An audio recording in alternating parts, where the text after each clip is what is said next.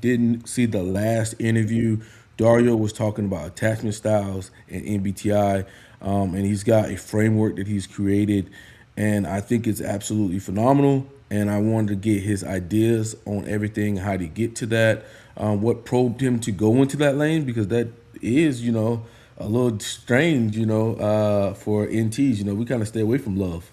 But if you guys are not aware with who Dario is, he is the author of the Neuroscience of Personality, the Magic Diamond, Decode Your Personality, where we talk about the subtypes, dominant, normalizing, harmonizing, and normalizing. Very amazing for like, which allows us to look at things from more than just what is your type, right? Because we've noticed in the community that it's way more than that, right? And I've been a person that says, like, if you haven't seen a different subtype, you may think there's something else, but they're actually that same type, just different subtypes. So it's very important, or variance or variation, whatever you want to call it. And it's important to see that and recognize that, right? Or you'll just be like, oh, this person's mistyped, they're mistyped, and it's like, no, it's just a different subtype. Okay, it's a lot more than just the 16 personality types. That's how people got people into the door. 16 is much easier than us saying 64. Okay, if we say 64, people checking out. It's just fact. Yeah, yeah, yeah, yeah. So like, but over here, you guys know we go in depth with anything we do here. We're going to go into the introduction of attachment styles. Who was the author? Who created it? What's the working theory? And just the generals of it. And then Dario is going to go over the chart. Dario, anything you want to say about attachment styles or anything like that before we get into it? Or Yeah, yeah. When I was introduced to it, which was maybe a little bit late in the process, I already had in my head some ideas about relationships from years ago. There's a wonderful book on type by Paul Tiger and his wife on type and relationships, and then looking at like temperament and relationships and the roles people play, and that was my framework. And then when I saw attachment styles, I thought about the relationships I've had over the years, the long ones, the short ones, and I'm like, okay, this is good stuff, but it's there. There's no one-to-one correspondence with type, and there are categories missing. And I don't mean like the broad framework of attachment styles like that. That's I think pretty solid. But within that, when we know type, we can step back and say like, what about the other half of the population? And I don't mean the healthy half. It's just yeah, that's what inspired me. And it was just one of those NI moments where I just woke up and I'm like, well, what if we did it like this? And that's what brought me to today. So, yeah. yeah, yeah. I think with a lot of things with type, I think a lot of times if you do not meet the requirements of an SJ, you're basically put on the outside. You see that with, I think, even the neurodivergence. Anybody who has, I mean, I think a lot of NTs have some type of neurodivergence. I think NFs seem to have some type of neurodivergence. But I think when you don't line up with the SJs, you are kind of like thrown on the outside, just be seen as like not normal. Hmm. Yeah. So And I want to say something that's jumping off of a comment here that Jung described the functions as forms of consciousness. So it's like our experience of the world, how we metabolize our experiences, so that they're more than just traits on the outside, whereas attachment styles are things that have come from our development. And maybe we're predisposed, like nervous system wise, to have certain responses, but you can line up like five INFJs and they can have different attachment styles that are more like secure style for some of them. Some of them will be anxious avoidant, some of them will just be anxious or avoidant or caregiving, disorganized, like what, so there's a developmental, just remind everybody there's a developmental side that is not, is, adds to type. Just like you said about the subtypes. Yeah, yeah. And Dario, me and Thomas were talking about this as well. We think sometimes it depends on the mate that you with, because sometimes the mate you with can bring out a different attachment style in you. What's your thoughts on that? Yeah, absolutely. I was very lucky that I had a very long-term relationship that was secure, and we're both secure. And I had other short ones before that, and but I I was unaware that there was so many ways to be dysfunctional in relationships. Like I had never experienced gaslighting in like 19 years. So I was like, what is this? Like I've never seen this before. So if anything, for people who are listening and they're wondering, like, I don't know, my last relationship was terrible, or it was wonderful, but it ended, and then what's next? Like this gives a little bit of a compass, and we're not doomed, with it. But I do think I do say that one of our the three factors that affects attachment style is going to be our current and past relationships. Yeah, yeah. Because I'm not gonna lie, if I'm with Jessica Alba, I might be a little bit more anxious. Just saying, like I might be a little bit more anxious if I'm with Jessica Alba versus like a normal person, or like you just that's what me and Thomas was thinking about that. It's like, yeah, like depending on the person you're with, they can bring out different qualities in you. So, yeah, Yeah. yeah.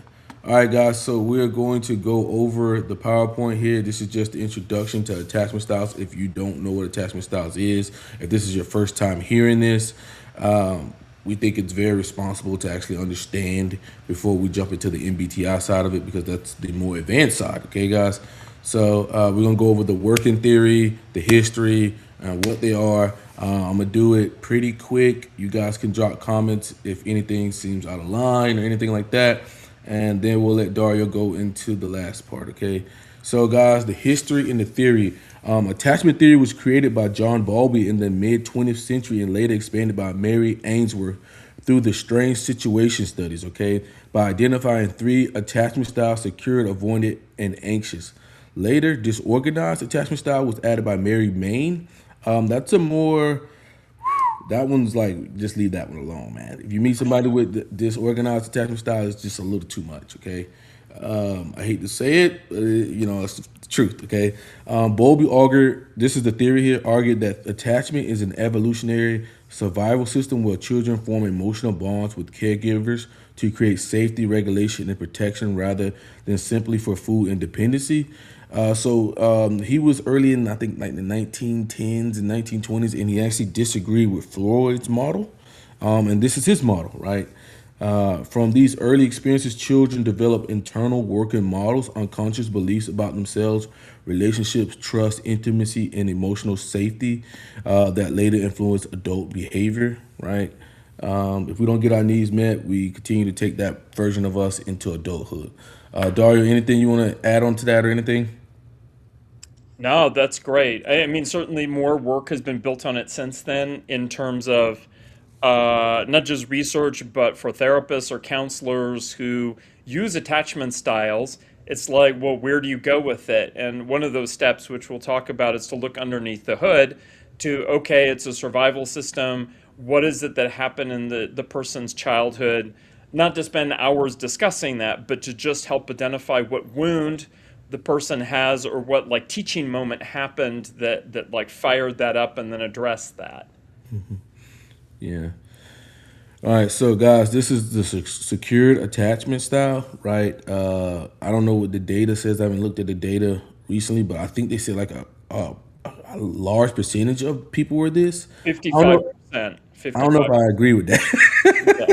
Yeah. I don't know if I agree with that. I really don't. 55%, that seems like quite a bit. But developed from consistent, emotionally attuned caregiving, where the child experiences the caregiver as both a safe haven during stress and secure base for exploration, clinically associated with healthy emotional regulation, stable identity formation, resilience under stress, intimacy, tolerance, and balanced dependency/autonomy. Securely attachment individuals generally possess positive internal working models of both self and others. And it comes out as I am worthy of love and others are reliable. In adulthood, they tend to communicate directly, recover from conflict efficiently, and maintain relational stability without excessive fear of abandonment or engulfment. Okay, that's secure attachment style. Dario, anything you want to say to add to that?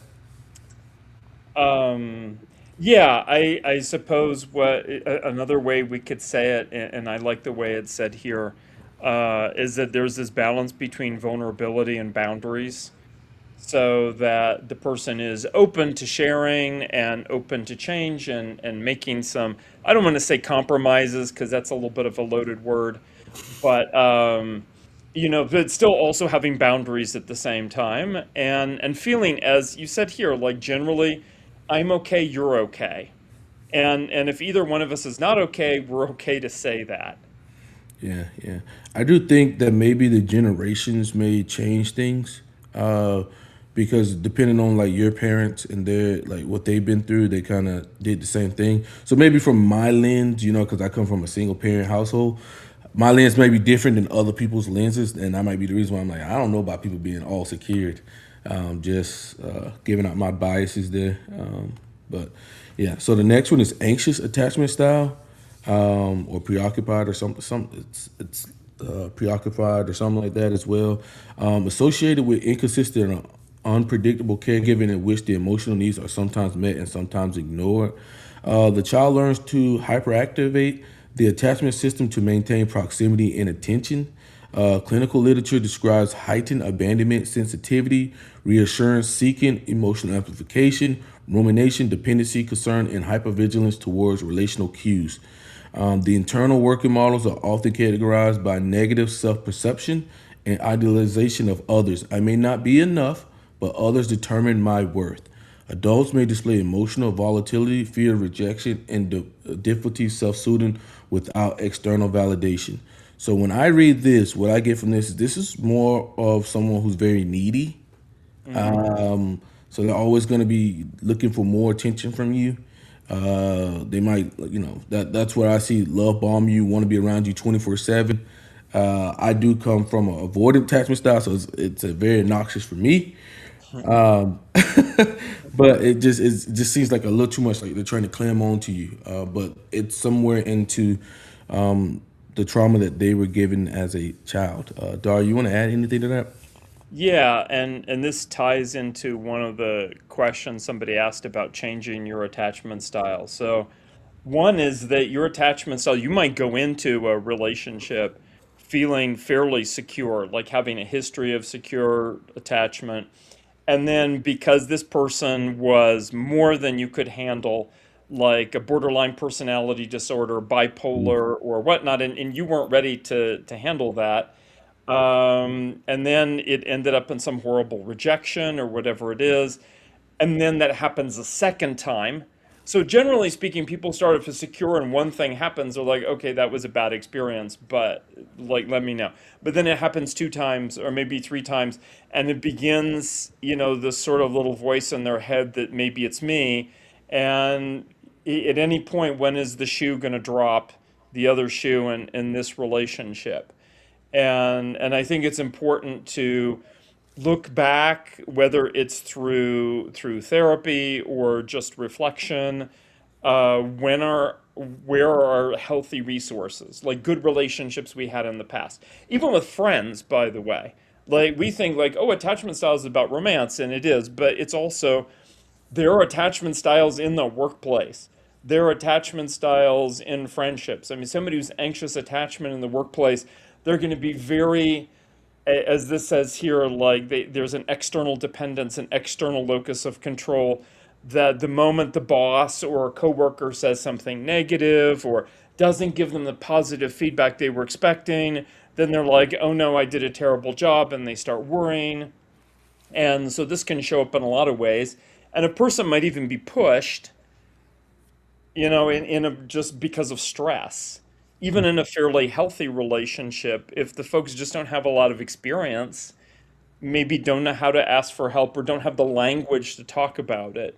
I mean, that's the whole point of models like type and attachment styles. We have a language. Yeah. And we can see whether we have a lens to see what's going on. We can say, hey, like I've been so stressed out, like I've been let go from 3 jobs, or like whatever the person is going to say, and you know, they can get into the space. And then the opposite is true. Like the person can also date somebody or be in a really great work environment, or like think back on great friendships or develop those and be like, oh yeah, like I don't have to worry. Like I know me, I know what I'm capable of and not, and that's, and then the power comes back home to the person inside. Yeah, well said, Dario. All right, guys. So this is another one, avoiding attachment style. This is mine. Develops from emotional rejecting, minimizing or chronically unavailable caregiving environments where vulnerability and dependency are discouraged.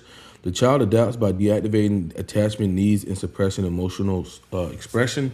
Clinically associated with compulsive self-reliance, emotional distancing, discomfort with intimacy, restricted effects, intellectualization, and withdrawal during interpersonal stress. Internal working models typically preserve a positive self view while distrusting dependency on others. I can only rely on myself. Adults often minimize emotional needs, avoid vulnerability, suppress distress signals, and may prioritize autonomy over relational closeness. I think this kind of pretty much sums me up in a nutshell here. Sometimes when I'm dealing with people and they don't do what I need them to do, the first thing that comes to my head is, you know, you can only rely on yourself, right? That voice plays so much, it's not even funny.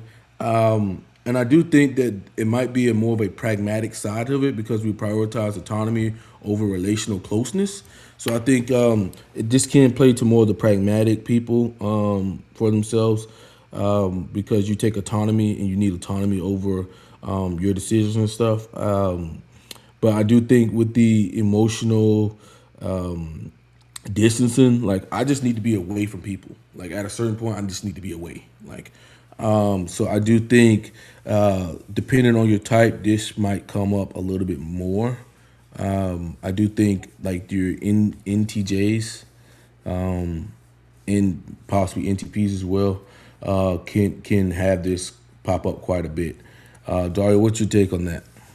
There's like a trifecta of forces here. One is uh, just us two guys talking here. We know, being in America, one, American culture, Western culture. So that's one of the factors. That culture says, be reliable, stand on your own, like individualism, take care of yourself, learn how to be independent, all of that. Then there's this thing about, in particular, men should be this way. Like, yeah, you can share your emotions, but don't share weakness. You know, it's like those kinds of things, and it can be like, yeah, you can take time out and self care and this and that, but at the end of the day, like have everything in order. You know, be have your job, have your place to live, have your purpose in life, like all of these things. And when it comes down to a choice between caretaking, even for men with a feeling preference, they're going to think, well, that's not how I was raised. You know, it's like the no, just I only take care of myself. Like you don't need to help me out. I'm not going to ask for help. I don't want to bother other people. And then on top of that, personality wise, so there's culture, there's gender, sort of like I want to say like imprinting. That's the word, socialization. And then there's type. So anyone who's an introvert, anyone with a thinking preference, in particular, they're going to see this and be like, yeah, this is what I do. Especially for a type like the more pragmatic. So, like ISTJ is introverted thinking, but ISTJ is also an affiliative type.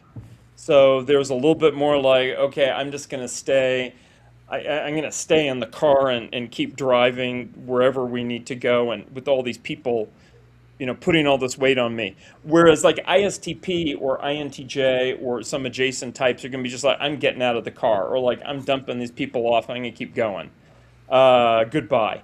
Um, and so there really is like multiple forces like pushing people to be avoidant. Yeah, yeah, yeah. It's just avoid it. I don't know. It just seems very, I guess, normal for me. But like I said, I grew up in a single parent household, so it's a lot different. We always were taught like you need to be able to rely on yourself, right? Yep. Mom's working all the time, like so you need to be able to provide for yourself, and I do think it does play a role into like my adulthood because after a while I'm like, ugh, I gotta get away.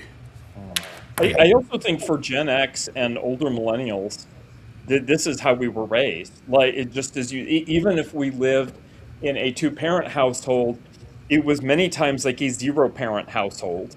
You come home like nobody's there, both parents are working. They haven't worked out things like that. There's no infrastructure yet about even things like who's going to do the cooking, like who's going to help you with your homework, who's going to come to your after school activities. Like, no, none of that happened when I was growing up. And it wasn't just me, like, it was all the kids because the parents, this was the very first time generationally where you had both parents out of the home. Yeah, that's what I was thinking as well. But I thought about it. I thought about that a while ago, and I was like, would I have liked it to be a different way? And I sat down and thought about it, and I said, no. I think for me, like that total independence and being able to like express myself kind of jump started my development faster than what it would have been if I would have had somebody like putting trainer wheels on me. Mm. But that's me.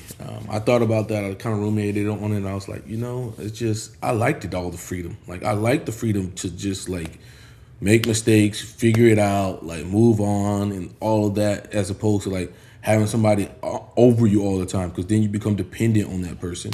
But there might be avoidant attachment style talking yet again. It's like that voice just keeps playing back. Yeah. There's this magic word called interdependence, but we sort of have to figure that out, each of us for ourselves. Yeah, yeah. All right, guys. So the new edition is disorganized attachment style. This one's pretty wild. I have a coworker who has this attachment style, and she's an INTP. And boy, we got in an argument one time, and it's just like that. And she was like, "Yeah, I'm disorganized attachment style." And I'm like, "What the fuck is that?" Because I only knew the three. And then I read it, and I was like, "Wow, like this is crazy." But she got into like her history, and it was tough childhood. Develops when the caregiver becomes simultaneously associated with safety and fear, often in environments involving abuse, neglect, trauma, addiction, severe unpredictability, or unresolved parental trauma. Clinically considered the most dysregulated attachment pattern due to contradictory approach, avoidance dynamics within the nervous system. Individuals simultaneously desire intimacy while perceiving closeness as dangerous. Literature commonly associated this style with disassociation, identity instability, emotional chaos, impaired affect regulation, trauma responses, splitting mistrust, and unstable relationship cycles. Adults' manifestation often include intense push-pull dynamics, fear of abandonment combined with fear of engulfment, alternating dependency and withdrawal, and elevated rates of psychopathy compared to other attachment categories. Like I said, I think this one's like that's a little much here, man. It's almost like the person wants to be there, but they don't want to be there. They want to be there, but they don't want to be there. It's too much. Dario, what do you think about disorganized attachment style? I'm reminded of a meme on the internet, and it's a cat on a windowsill looking out, and the cat is like, "Oh, I'm so lonely here," and then their owner comes over to pet them, and they're like, "Don't touch me." So I think there is some of that. I would also say that this comes in sort of, and all of them do. There's like, stronger and weaker, like the minor or major form of this, and disorganized attachment style, just sort of like the gentler version is a push pull. So you're going to know it, and that there is times where they're like pushing for more, and then they withdraw, and you're never quite sure like why did they suddenly withdraw this day, and then all of a sudden they're warm the next day. But it's not so severe that it leaves you, like running out the door. And then there is a version where it talks about the psychopathology, where it's going to be like borderline personality disorder, where the person has stuff going on and they don't even know what's going on. And by the way, where does the word borderline come from? What does that mean? So with somebody who's anxious, they know that they're anxious. attachment style, they're like, yeah, I'm neurotic and about the relationship, and I know that I'm neurotic, and I wish I wasn't, but I am. The avoidant person avoids thinking about the fact that they're avoidant, but if you approach it in sort of like a third person kind of way, like, oh, haven't you noticed your longest relationship is only 3 months and you're like 35 years old? Then they're going to be like, maybe attach, avoidant like fits you. They're like, okay. They don't want to get anything personal about it, but they can admit that that's there. The borderline, the strong disorganized, is unconscious of their behavior, and it's really going to feel like a roller coaster after a while. And there is also, I mean, is like talking about what someone asked earlier, you can be drawn into it. It could be for a while the most exciting relationship you've ever been in. Like it's a movie, you're in a movie, and this Hmm. person clearly wants you sometimes. And then you begin to wonder, like, and for people who know personality type, they're going to think, like, oh, is it just a personality clash? Are we just trying to figure things out? And this is where knowing type is actually dangerous because type allows us to forgive things, or I don't want to say like forgive because we can always be forgiving, but it allows us to overlook or rationalize things that is just like, oh, she's behaving that way because, this push pull because she's a feeling type or a thinking type or whatever it is. And it's like, no, it's not that. This is actually really unhealthy. And the person needs to not only be in therapy, but they need to be with the kind of therapist that is aware that they have this attachment style because unconsciously they're going to do everything they can to sabotage the therapy. Yeah. And that's like, yeah, I didn't sign up to be, I'd like to be, have a partner, but I didn't sign up to be a therapist. Yeah. Yeah. Yeah. Yeah, for me, when I see this disorganized, I see this up and down roller coaster, like Dario said. I think a lot of people can get trapped in it because it is excitement and it's always something new, and it just keeps you on this like string. Um, but I just think long term, like being in that, it's just not good, and just better just cut the string and just move on. But I do think these are one of the most exciting relationships for people because there's always something new. There's always something new. It's some dopamine hit. It's like up and down. Like they're always chasing the person. They don't know what It's hot and cold. I guess like if you were to put like a name on it, it's like the coquette from Robert Greene's Seduction Styles. But it's interesting. I think that this tends to appear a lot more than people think. I think, but like Dario says, it's more subconscious, and people who do it don't even know it. But yeah. All right, Dario, we got the chart here. Yeah, yeah, certainly. So it seems like there's a lot going on in the chart, and there is. But I wanted to bring in a lot of different things at once. To just say overall, I'm saying there's 9 attachment styles, and that doesn't mean that we added a whole bunch more. Like the theory is still the same theory underneath. There's simply more granularity, there's more detail, and there's more of a space. And to give an example, there's some like the really basic attachment styles are like 2 by 2 matrix, and one of the spots is just like secure attachment. And then there are other people who've come along and said, no, there's like these multiple attachment styles, and secure is in the middle, like a balance of all of them. So I follow that more recent lead over the years that this grounded or secure style is in the center of all of this. And then the dimensions that we have here, there's one dimension that is sort of like, as we see on the sort of running horizontally on the left, there's like high independence and sort of low trust in others. The independence because I trust myself, but I don't trust you. And then at the right side, there's going to be more, there's a high need for closeness. Maybe they don't trust themselves in a relationship, or they don't know themselves. Maybe they just don't want to look too closely. But there is that dimension there. And then in between is like moderate. There's a moderate amount of trust in self and others. It comes and goes. They can give mixed signals. And then the vertical dimension is about the comfort with intimacy. Is it high comfort, moderate, or low comfort with intimacy?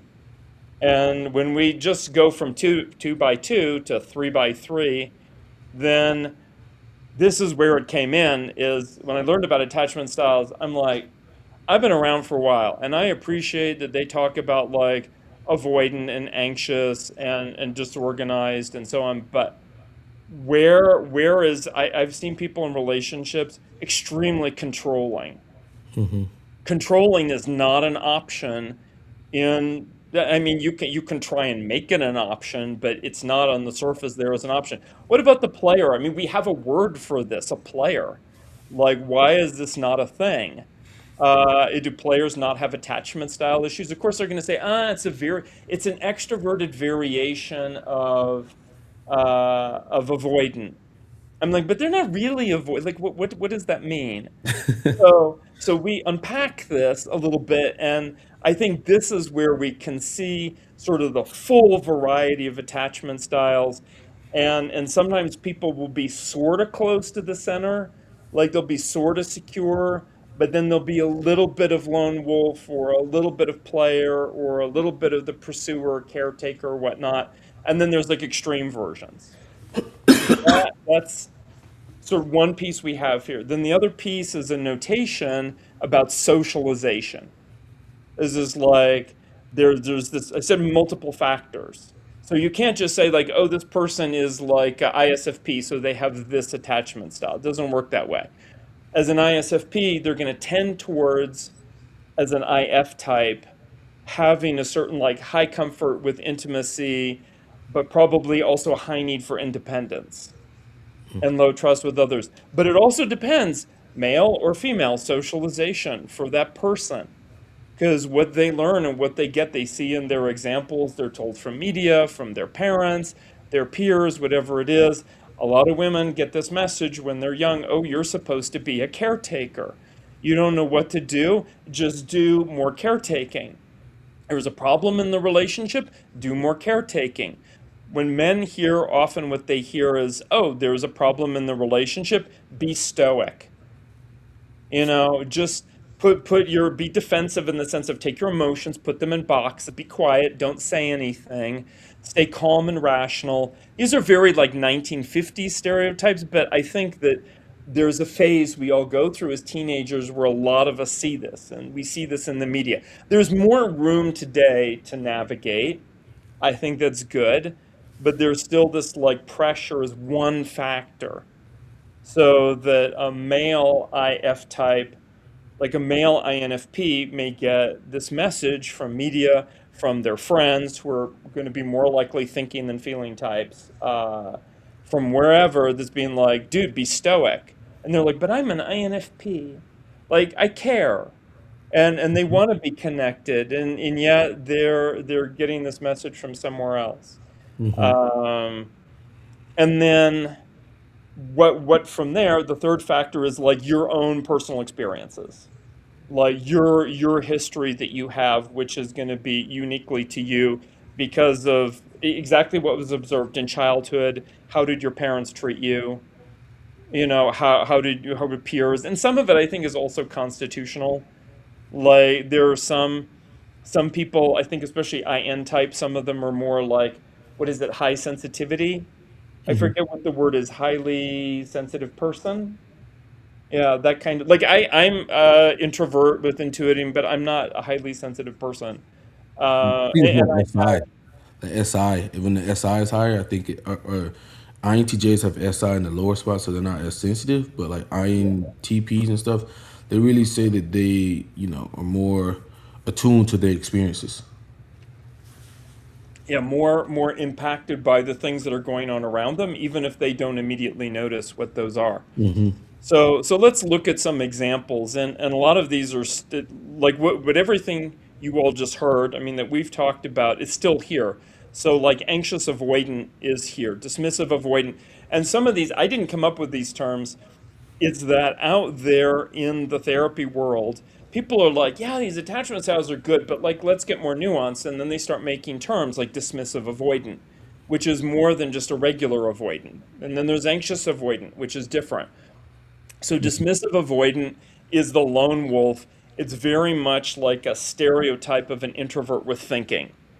So ISTP, INTJ in particular, to some extent also INTP and ISTJ. So needing others is weakness. I shouldn't need other people. There's this detachment, there's self-reliance, avoiding vulnerability.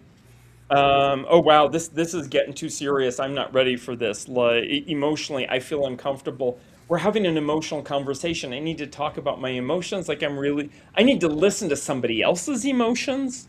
Like what this is like, I don't know how to handle this. Like I feel so uncomfortable physically. This person is saying like how I just need to get out of the room. And it's like it can be a very visceral response. And then the dismissive part is being like, oh, it's not my issue, it's their issue. They're over emotional. They have boundary issues. Oh, this thing that they're trying to show me about attachment styles, they find a reason to dismiss that. Everything. And so dismissive avoidant is easily just, I'm going to dismiss the whole relationship. Like you dismiss class and go home, like you dismiss the relationship. Yeah, But yeah, it doesn't have to be an IT type. It could be anyone, especially any male, has got socialization like that, or their relationship history just taught them like this is what you do. yeah, yeah. I've had a lot of women tell me that I'm very dismissive, and I'm just like, what do you mean dismissive? This is like I was watching a movie, and the girl was like, this is a while ago, and she was watching like we were watching Game of Thrones, and she was like, "You're just like that guy. You're very dismissive. You just dismiss anything." And I'm just like, if I think it's stupid, I just dismiss it. Like if I think it's stupid, I'm just dismissing it. And I think that might be part of like the avoidant coming out of me. Like if I think it's stupid, if I think it's not deemed worthy, like on a scale worthy, I'm just dismissing it. And emotions, I generally tend to dismiss as not worthy for my concern, or you just being over the top. It just.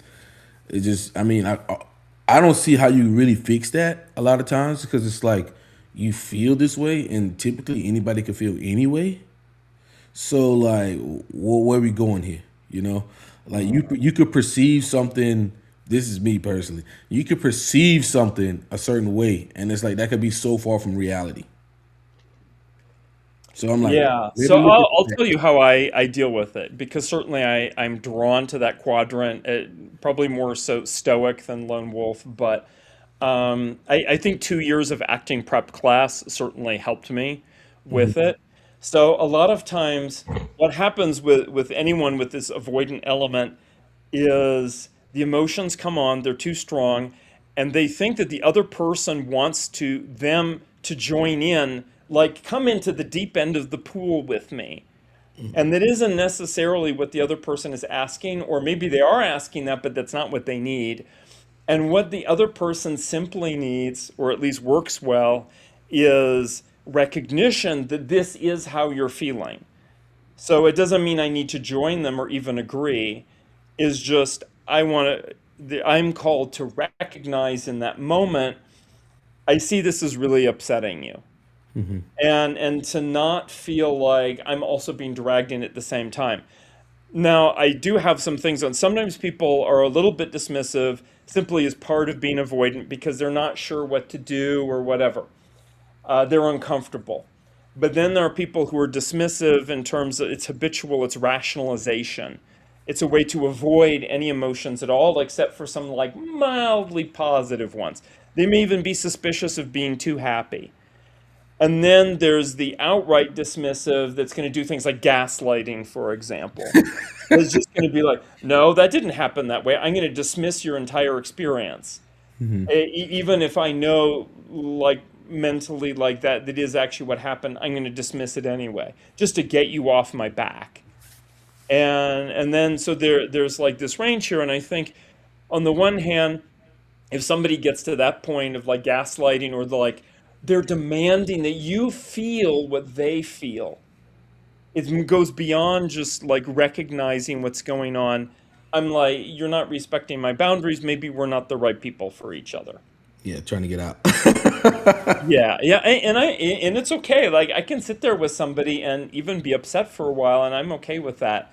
But anytime a person invites me to become lost in their story, I'm not going to do that. Like I can join them in the story in the sense of like, oh, we're on stage and you have a script and I have a script, like let me help you along. And let's remind ourselves that we're just on stage with scripts here. But the moment they want me to get lost in that, then I'm like, no, no, no, no.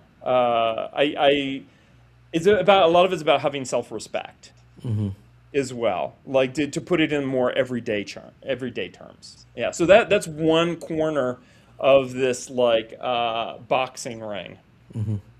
So, Dar, you want to go over the stoic? Yeah, so the stoic is right next door, and it's not so much avoidant as it is defensive. So a great example of stoic is ISTJ.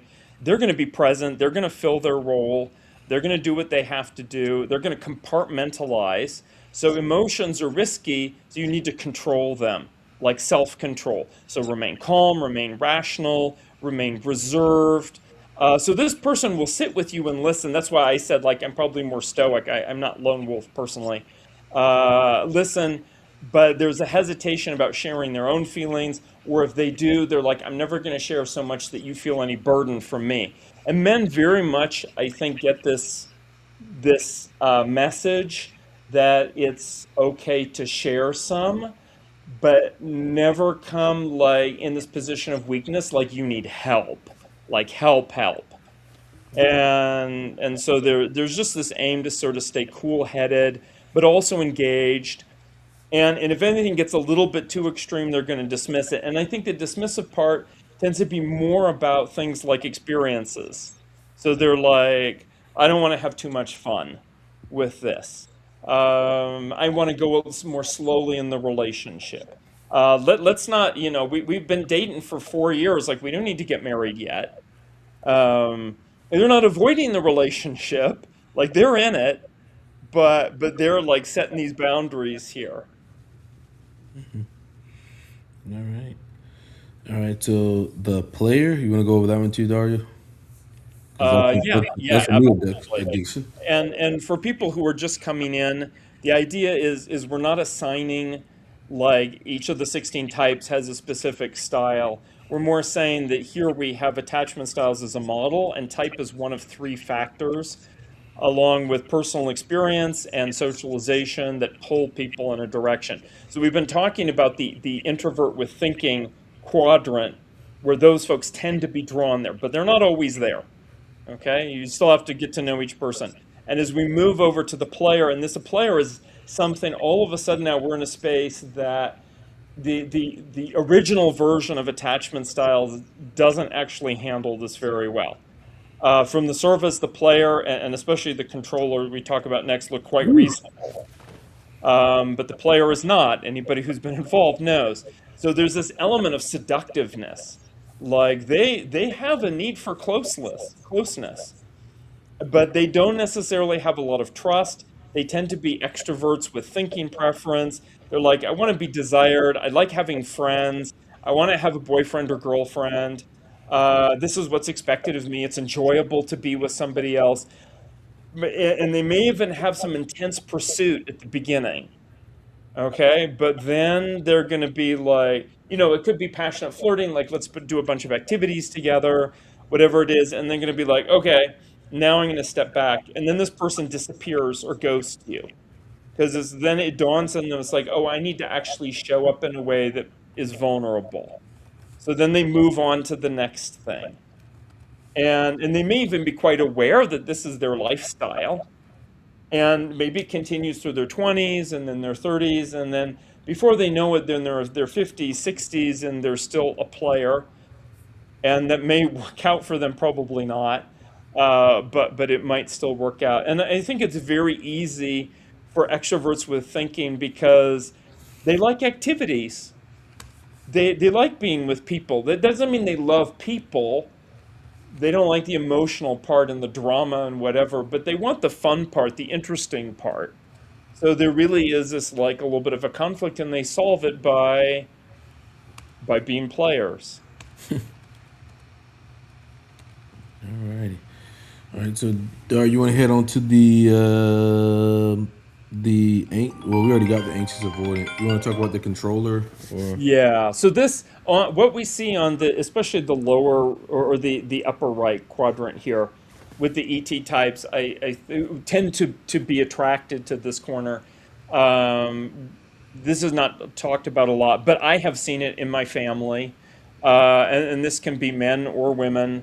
Is the controller is possessive and anxious. And the way they do that, so there's a version of anxious that shows up and is like a poor me, see me, be with me, needy. The controller does not come off as needy. The controller is like, you're only, getting my attention because I choose to give you my attention. And really, it's I need to manage you. And a classic example, and we saw this in commercials for years. We see this in movies, TV shows, where you have a couple, and one of them is essentially the controller, and they paint their partner as one of their more other children. It's like especially there's a lot of commercials like this. There's a wife, she's a hard worker, like she's managing the home, she has three kids, and then one of those kids is her husband. And that's a stereotype, and that really does come down to is a controller. It's like how do I manage this person so that I don't get hurt because I'm a little bit comfortable with intimacy. So the controller doesn't leave the relationship. They're not like the player. Like they're going to be like, yeah, let's get married. But we're only going to get married if I can show you that I can manage you. And then the worst thing is they may not let it be clear this is their style until after you agree. And this is very important as a controller, something like marriage, after you show dedication and commitment and agreement, and then the controlling side shows up. And you're like, this is not the person that I married. Like, what happened? And they also can be like, and you'll know, and this is why it's good to, date somebody for a while. Are they monitoring you? Are they suggesting we need to set some rules more than just ground rules? Okay. Do they want to see your email? Um, are they like messaging you 5 times a day? What are you doing now? Where are you? If you're late, always needing these like check-ins, always monitoring, because autonomy of their partner is dangerous to them. Sounds very TE oriented. Like the checking people, monitoring people, controlling people. Sounds very TE oriented. You know. Yeah, and it is a little bit in the more like ESTJ, I think is a classic example. And it like an EF type might also be here, but I think EF types are a little bit more in the pursuer caretaker tendency. But there are ENFJs in particular because they are a directing type, and like temperament and interaction styles. And they're going to be like, I need to have control over the relationship. And I have this master plan of how we're going to grow as a couple. And this is how many children we're going to have, and this is where we're going to live, and this is their names, and this is all of the stuff that they're going to do, and that you're going to do with them. And you're like, I don't know if I signed up for all of this. And sometimes there are some IP types who are like, I see enough benefits in this, and the controller is committed. As long as the controller gets what they want, they're committed. So some people will sign up for this, just like some people sign up for Stoic, and they're like, the Stoic does hang around. So they're like, and the Stoic is often a good provider. They do stay calm and level-headed, and life is full of problems. And so there's going to be pluses and minuses as we go around this matrix here around the outside. Just I don't understand this chart, or is it ETs? So what he's saying is that there is more of a preference for certain types to be a certain place, but don't get barreled into this type is an IT, so they're a lone wolf, right? That's what he's saying. That there's more of a preference for maybe a lone wolf strategy for ITs, but I don't mean just because you're an IT that you're going to be that. You can be a controller as well. Yeah, But just where like it basically where he would see the general population of that type being. So it's more Yeah. of a TE style, the Yeah. greatest numbers. Yeah. Yeah, So and the same with the socialization. That's just like a tendency. At the top there, male socialization is just that's like one of the forces that's going to influence us, but not the only one. You could easily have a woman whose IT preferences who's stoic. Yeah. all right, so Dar, you got this other one, the pursuer, anxious, preoccupied. Never heard of that. Yeah, so it's one of the sort of when folks try and talk about these in the therapy world and they're like, well, we have to get more detailed than anxious. What kind of anxious? They're more than avoidant. So the avoidant person, anxious avoidant, is going to say, you know what, I'm anxious. I don't like feeling anxious, so I'm going to step away and find my own space and my own cave, or I'm just going to be. And there, by the way, there are marriages like this that do succeed, where one partner is like, yeah, I'm just going to like go to like my cabin in the mountains for the weekend by myself, just as an introvert. I need to decompress and like have my own time, and it's just, for a few days, and that's no. So the anxious, preoccupied, they, like the player and the controller, are fully engaged. They need closeness. So they're not going to avoid the relationship. They're going to not maybe double down on activity, because that also is the caretaker, but they're going to be thinking in their mind all the time. They're going to be saying, let's go here for dinner, and like, let's play tennis in the morning here. And, oh, you need some time off. Okay. In the morning or when the person is at work. And then, but their head remains engaged. And emotionally, they may remain engaged. They don't want to chill out. They don't want to decompress from the relationship. There's just like, it's a pressure cooker arrangement until the problem is solved. And I think this is what can happen with extroverts with a feeling preference. Oftentimes, this is a natural way to be. The feeling function, and especially because they're extroverts, so they're like, I want to be with somebody. I would like to be close. I also want to feel safe. I need reassurance. I'm afraid you're going to abandon me. And in their head, they lie down. And it's 2 in the morning, and their head is thinking like, oh, like what do I say in order to say the right thing, so I don't lose the relationship. Meanwhile, their partner is like unaware that there's a problem.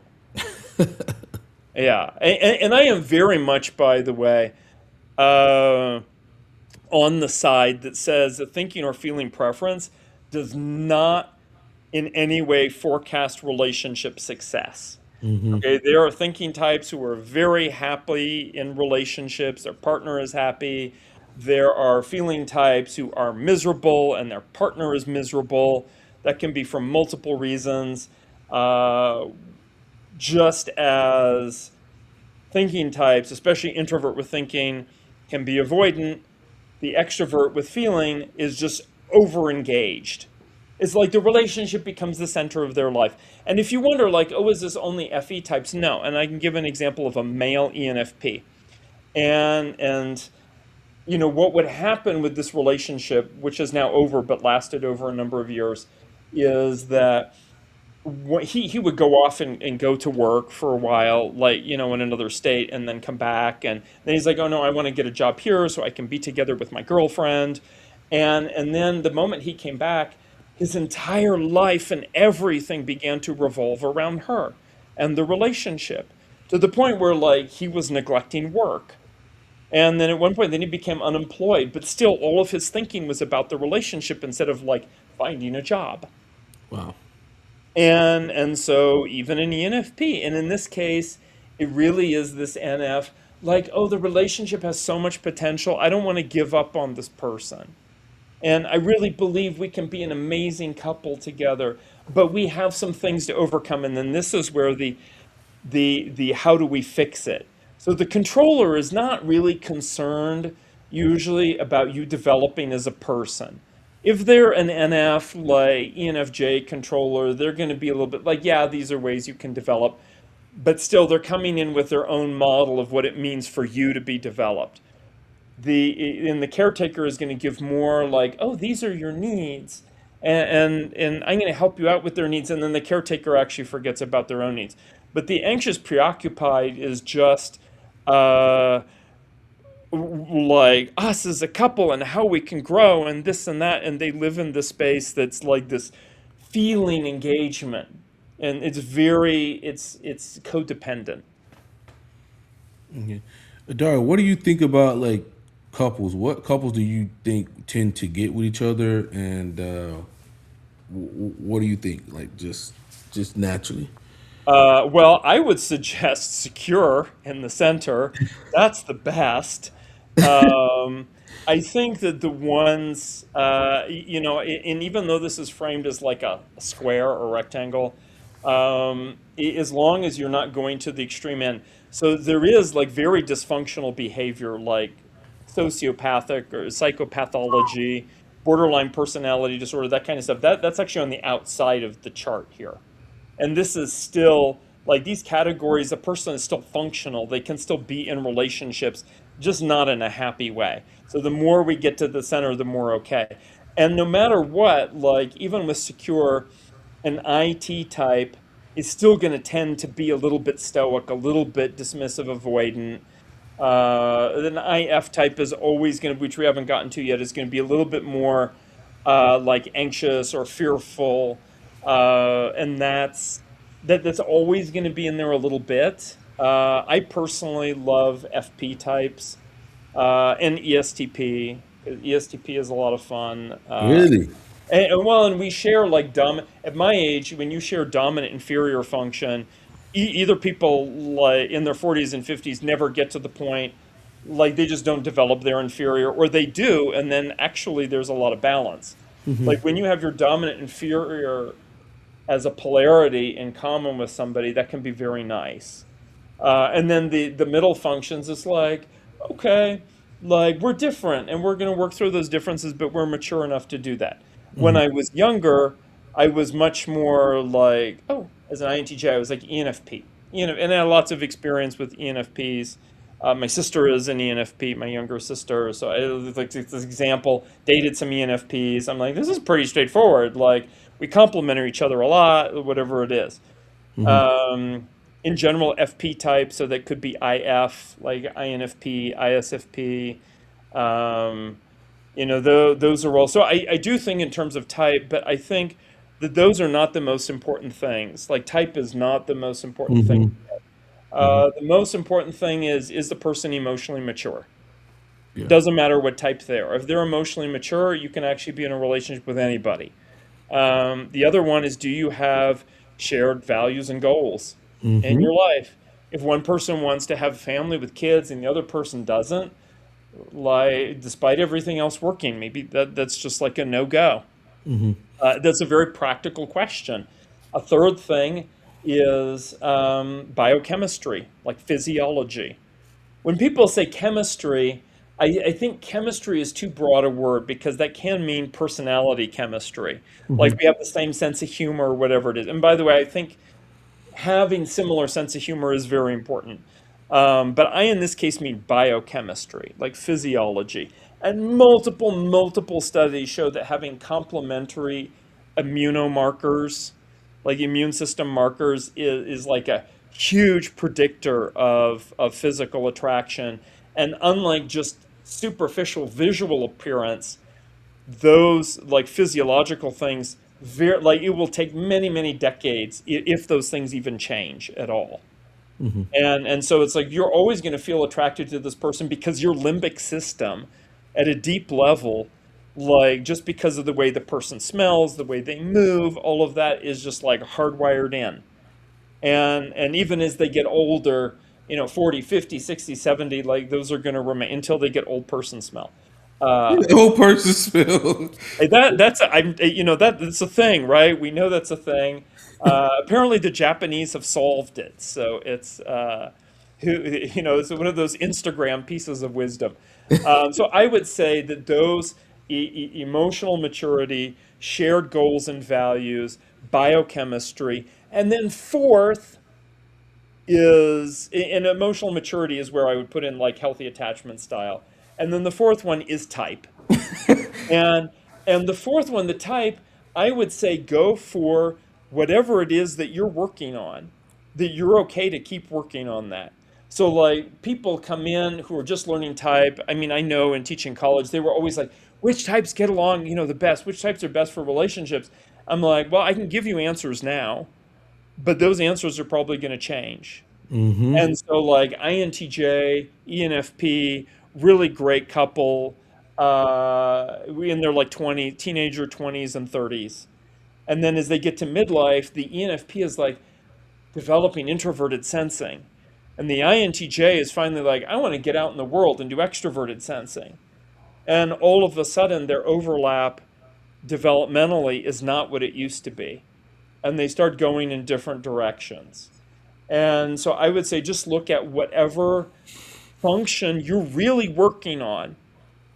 Not just this month or this year, but like really working on.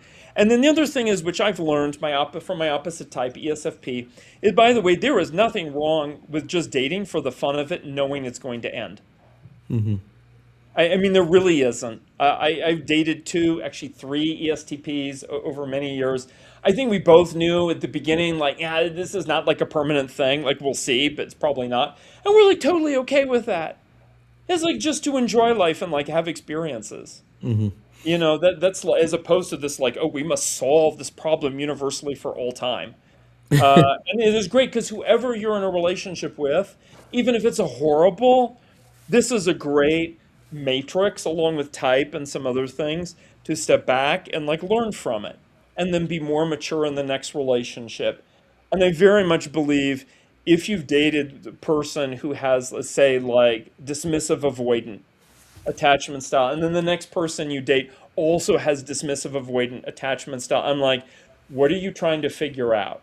What are you doing? What are you doing? I mean, yes, there's still a lesson there that you need to learn, but then also look at your attachment style and like, why are you repeating this? I would say I see a lot of INFJs in those type of relationships because they feel as though that they can like heal people and save people. So they'll go for these like highly traumatic people or people who've been through a lot of trauma, sadly as it is, people who've been through a lot of trauma because they feel like they can save this person or they can heal this person. Yeah. So, which is weird. My working theory on compatibility is just knowing what you can deal with and what you can't deal with. I think a lot of times people get into relationships saying like, I can deal with this, but they really can't, and it shows over the course of time.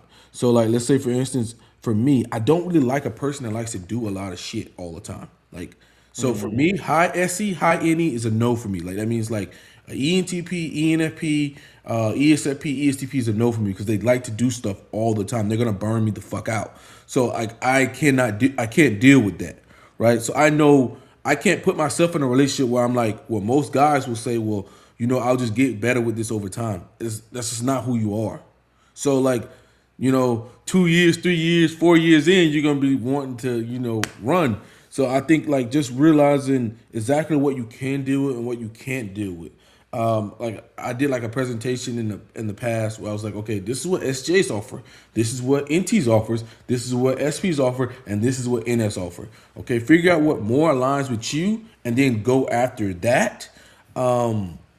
For instance, a lot of people in my community are abstract. So then they say, well, Mercer, I don't want an SJ. And I said, well, call one of your homeboys and talk about abstract stuff. You don't have to talk about abstract stuff with your wife, right? You can call somebody else to do that. So it's like little workarounds. But I do find that like if you can't deal with something, it's best to just leave that person alone because I don't think you're gonna grow to love that, unless something like I don't know traumatic happens. Yeah, yeah, and it is true that if you can survive the first few years, that 20 years down the line, your extroverted partner may decide now is the time to cocoon and stay home and be more introverted. If you really want to put in like 20 years to do that, I would say generally, as especially as having an engineering background, I really trust the 80-20 rule that the best you're ever going to get with a partner is 80% compatibility. I like that. And if anything is below 40 or 50%, that's like a clear no. And if it's between like 50 and 80, you need to decide. Also, people will, and this is a lot in the type community, people I say, like I'm that. an intuiting type. I need to be with another intuiting type. I don't know. I personally have not found that's the case. Like, I have lots of friends. I have my outlet. Like I would also like something balancing in my life. Um, I'm not saying that I can't be with another NT, but actually it really can become like mentally overstimulating and ungrounded and not healthy. I would much prefer, like, if I was given a choice as an INTJ between ENTP and ISFP, even though the ENTP is also an NT and we share a lot of like fundamental like temperament values and that kind of thing, I would definitely go with the ISFP. Me too. Yeah. And by the way, ISFPs look like they're chill. They got their own set of issues. Somebody asked here, what type does the most gaslighting? I think this is really to dig into the type theory and to think about there are types that have intuiting as shadow functions. And in my experience, especially with SPs, is that they can engage in gaslighting and they don't know that they're doing gaslighting, which is like a little bit of a scary thing. I mean, anybody can do it, but it's like when somebody has like the ability, like there is a human ability to see patterns in people's behavior, and that's sort of like an intuiting kind of skill. And for somebody who has it like buried deep in their, and to say in their psychology, in their function stack, they're not going to even see that this is one of their behaviors. Where an SJ can also engage in gaslighting, but when the SJ does it, they know that they're doing that. And that's like an ESTJ. If they say something, I mean, you can. They're more with EJ types. The EJ type is more like waiting for you to just like stand up and challenge them. And so, are there tendencies for certain types? I would say SPs are really interesting because many times they don't see their own behavior from the outside. Yeah. Like it takes definitely life experience. And it usually comes as an introverted intuiting. They're like, yeah, after like being arrested for the third time, it finally hit me that like I need to do something with my life. And and it wasn't like, oh, I feel these impulses and I know better. Like, no, they're just going through life. And it Living in didn't the occur moment. to them that's like, yeah, all the drugs that you're taking probably is not great for you. Like living in the moment. I would They're say, very much living in the moment. So I don't want to say gas, like any type is capable of it. I've actually seen an INTJ do gaslighting. And yeah. I'm like, anybody who And be lies trickster. about lying is like not cool. Yeah. Um, but I also felt like you're an INTJ, like you gotta know that's what you're doing. But they don't care about it. They only care about like getting the result. So like they'll do whatever they have to do to get the result. I think for me, the most gaslighting type is any DOMs. Because they can just flip anything against you. Anything against you. You say this, they flip it. Especially the ENTP because they all have this Socrates shit. Where they want you to walk you through this Socrates shit. And it's like they'll get you with gaslighting where you're thinking, what did I really say here? What did I really do here? Am I doing this the right way? And I've noticed that with any DOMs. Like I remember, like I was sitting the ENFP years ago, and I still reminds me to this day. And like she did something to me, and I was like, "Yo, that's not cool." And she's like, "Oh, you're being sassy today," you know. And it immediately like flipped me away from it because now like if I keep going, like I'm being sassy, you know. So I'm in like a lose situation immediately. I've noticed that like they can really flip anything against you. Like whatever you give them, they can flip against you in another way. So I absolutely agree, and I'm trying to see if I have it here. I guess I do. So, I have two anthologies, and this is the one that it came out at the end of last year, the sci-fi stories for the 16 Myers-Briggs types. And I make sure, in the previous one too, the teaching tales for the 16 types, there's always one version of ENFP or ENTP who's a con artist. I'm sorry, yeah, but it's yeah, true. yeah. Like they will say something, and they might even, in the case of ENFP, they may even mean it in the moment, or they're just doing rapport building in the moment, and they know better. They know that that's not really them, or that they're not going to actually do that, or whatever it is. I have sat there and watched, not once, but multiple times in my life, an ENFP or ENTP do like the con artist thing. Sometimes it's just even like they're going to say something just to see as like an intelligence test for the listener, like is this person even worth my time? And that's why it's really painful for me even though ENFP is a type that I love, a lot of experience with, when I see them trying to sell a story, I'm like, I know type. Like, I'm like a world expert in type. Like, I know you. Like, I know you're doing. no, you are just trying to sell a story. And you know what? Just settle down and can you actually be authentic? And then I think that ENFP and ENTP actually like when you genuinely call them on it and don't get, if they're so disappointed if you get sucked into it. I mean, there may be a real benefit for them if they are genuinely a con artist. And I have encountered an ENFP who's really like a con artist, like, just taking money out of people and whatever. Scamming. But yeah, and I gave him a look that I'm like, because I saw it from a mile away. I'm like, I've been around the block too many times. Like, I'm not a clueless kind of type. Like, I'm like, literally, like, dude, what are you doing? Like, I will not be one of your marks. And then I just saw him, like, coax this poor INTP into, like, with some like faux extroverted feeling.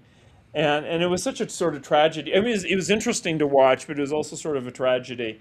So I absolutely say that, like, yes, there's a danger. So the danger with INTJs, and I know this is my own type, is we're constantly enrolling people to help us with our projects. Hmm. And the closer somebody becomes in the relationship, the more we want help with that project. That doesn't mean you're going to sit with me and do it with me. It could mean, like, I want you to handle all this, like, boring stuff in my life. Hand you the SE. They don't hand you. Yeah, like, I ain't they please gonna do hand you the the SE work. sensing stuff for me, or whatever I can't do, and it becomes work. All the TJs do this. They enroll, everything is work, the business of living. And the poor, like, ISFP or INFP or whatever is just like, I just want to, like, have a joyful, loving relationship. Like, Yeah. I'm not here to be your employee. Yeah, yeah. Yeah, I do think if you're, I don't know if you know about the five languages of love, yeah, but I do think INTJs or NTJs like acts of services. If you can do enough acts of services for them, they out of nowhere they'll be like, I love this person.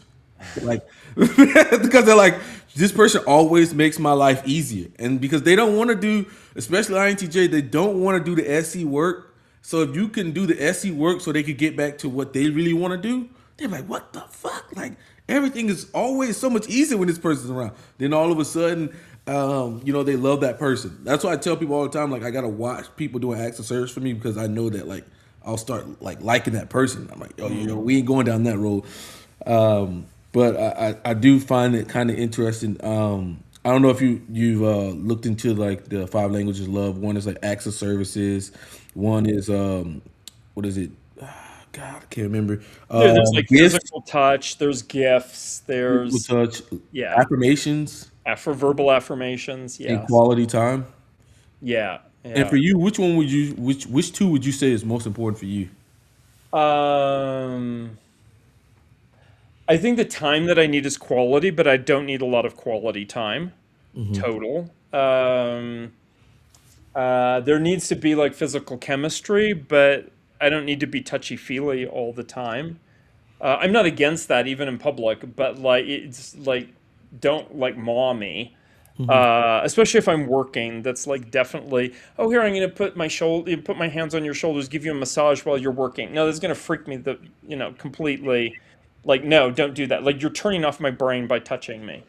I am being very personal in these moments. Gifts are cool. I appreciate that. And now I've learned, like, okay, I should, even when I visit family and friends, if they're doing something for me, like I'm saying with them, remember to bring a gift, that kind of thing. But I'm not really, to me, it's more important to get the right gift, even if it's small and occasional, than to just be like gifts all the time. Um, yeah, verbal affirmations, that gets suspicious very quickly. Yeah, same. Yeah, I'm like, why are you like, I appreciate some of them, and if it comes off as genuine and authentic, then that's actually really reaffirming and that's nice. But like, it needs to be gently delivered, and it needs to be totally authentic, and like, please don't overdo it. Yeah. Because I'm sort of like, if we're together here, obviously, if we didn't care about each other, didn't want to be together, we wouldn't be here together. I mean, sometimes what can happen with couples is because of, financial situation, life situation, the kids, whatever, like they're stuck together. That's a different story. Um, I don't know. There's like one more somewhere in there. Uh, Acts of services. yeah, I think the services, and again, I'm not going to ask for a lot, but I would want the person to be there. Hmm. I really enjoy doing things like traveling together and like doing fun activities together. I actually like the extroverted sensing stuff as long as it's not too intense. Hmm. So this was a challenge with like ESTP. It was, and especially my opposite type, ESFP. ESFP is like Energizer Bunny, and there's like no off switch, and they're just energy going, going, going, going with activities and like chores and errands and socializing and dinners. And I'm like, and I'm not like socially avoidant. Like I don't have a problem with people. And I have no problem going to like a massive like mosh pit in a who has heard that? That's like an old Gen X term. At like a concert, like I'm fine with all of that. I don't like concerts. I get worn out. Like my battery is dead, and the ESFP is still going. And then ESTP is expecting me to also do extroverted feeling at the same time, at least some. Hmm. Hmm. And I'm like, flowers. Like there's only so much I can do, and it is important to me that it be authentic. Um, but I also don't like a bunch of like let's sit there and have like intellectual debate or something like that. I just wanted to like enjoy our life together. That's Like, weird. because the fact is most of life is like the day-to-day kind of stuff. You got to do work, you got to go to the market. So really things like respect, closeness, honesty, showing caring without being smothering, is really like these are fundamental things. I would say trust, care, and respect are really important. And then just like how are we day to day? This is what I love about fellow introverts. It's like, oh yeah, we don't need to be spending a whole bunch of energy all the time on each other. Like we can go and do our own things during the day and spend like 1 or 2 hours together the whole day total, and we're like good with it. Yeah, that's what's like perfect about me and my girlfriend. She's an INTP, and I swear to God, like we'll be like if I just like yo, I don't want to do anything. She's 100% fine with that, and I'm just like, thank fucking God, because I get like kind of burned out quick. Like with like if you give me a whole bunch of new stuff that I've never done before, oh, like that, why that like drains me so quick. If it's absolutely new and I've never done it before, like my battery's draining quick. Like let's just say like we go do like a sport or something I've never played before, or we go do like this like let's just say you go bowling and you never bowled before. My energy's like because my brain is always like trying to figure out the best way to do it, and then I'm sucking at it. So then I'm focusing on it so much, and it's just draining that battery. And I'm just like I got like I'm done. I'm done. Like I'm done for the day. So like she's perfect for me because she's like we could go out eating, we could go do this, we go do that. She keeps it to like one task, and I'm like yeah, that works perfectly for me. But for me, I think the acts of services is very important in quality time because I feel like the person has to stand the test of time because I got to know if I can trust you because I don't just trust anybody, right? Anybody can come and say like, they care about you, all this other stuff, but quality time is going to show and acts of services are going to show for me. Mm. But I don't know, Daria. I don't know how you do it with the ESTPs and stuff, man. I've noticed most people have a preference for their own type, and what I mean a preference for their own type is like they see the world through their lens. So when you don't do what they do, they're looking at you a little crazy, right? Like if you're with an ESTP and you're not SE and FE and TI, they're gonna look at you crazy. You're like, oh, what's going on with this person? And with an INTJ, they're really looking for like you to be accommodating to other people with FE. And then all of a sudden they're like, this person ain't got no FE. What's wrong with this person? Like this Mm. person might be a psychopath. You know. So I was just wondering, like, how does that work for you? What has been your Uh, favorite partner? Well, you know what, I will say, so I do know a couple, and they actually work at and have a business together, and she is an ESTP and he's INTJ, and I've met them and hung out with them and stayed at their house. One is that they have the shared activity every day of being in the same workspace, Oof. and so there are practical things. They're both pragmatic types, which helps. They know type and they're aware of type, so they give each other room to each do their own things. I think that's where knowing type can give a lot of respect. I imagine they have a lot of physical chemistry that works well. I found that was absolutely the case. Like whenever SE is in the equation, then if the physical chemistry works, that can that does a lot of the work in the relationship, because it's like we still go back. And for INTJ, if they have, so ESTP likes things said really like straightforward in one sentence, like because their TI is like if you actually thought about this enough to like boil it down to the essence of what it is. INTJ can talk like I am now, like I can talk on and on. Can I actually condense down what I'm saying into like one sentence? And then is that sentence the way I condensed it something actionable? So I remember like there's a couple of times just a friend of mine, he and I went to some ayahuasca ceremonies a couple times. He's ESTP, but of course his inferior introverted intuition is actually really happy to be with somebody, me, who's like completely comfortable with the experience.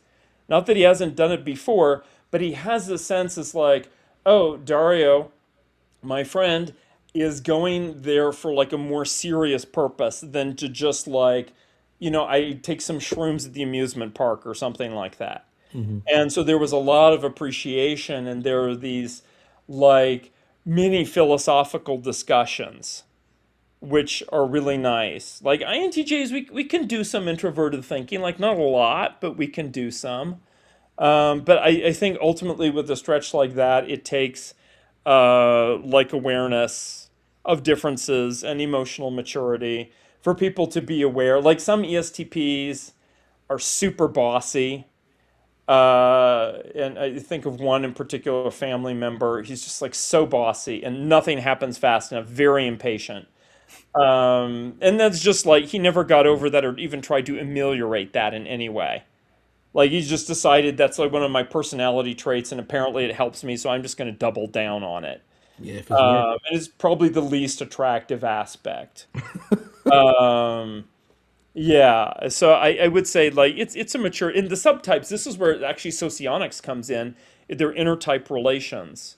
So people who are listening wonder like socionics is like the Eastern European Russian version of type, and they spent a long time over decades thinking about which subtypes of each type actually get along with each other and how.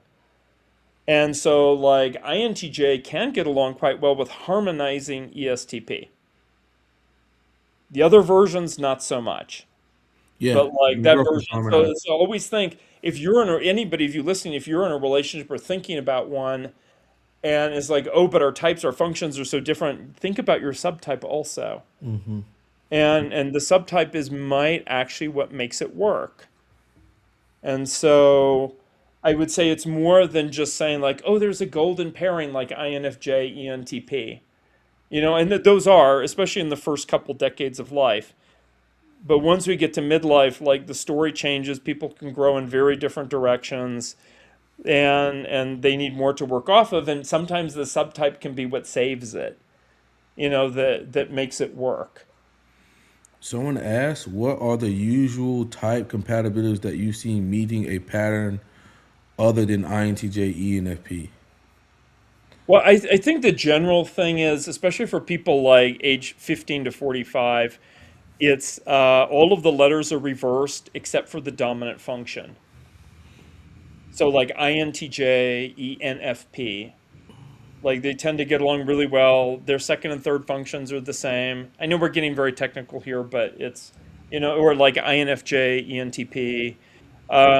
In theory, that means like INTP, ESTJ. And then there's probably some INTPs listening who are like, oh no, I could never date an ESTJ. And I'm like, have you tried? Um, and you got there's lots of ESTJs out there, so like you got plenty to pick from in terms of more or less mature. But my grandmother, grandfather were ESTJ. She was the ESTJ, and my grandfather was INTP, Oh wow. and they were together like 55 years. Well, the thing about INTP is when they get one person, they not letting that person go. The FE inferior is afraid of starting a new relationship or like whatever. So like once they get that one person, they kind of like stay there.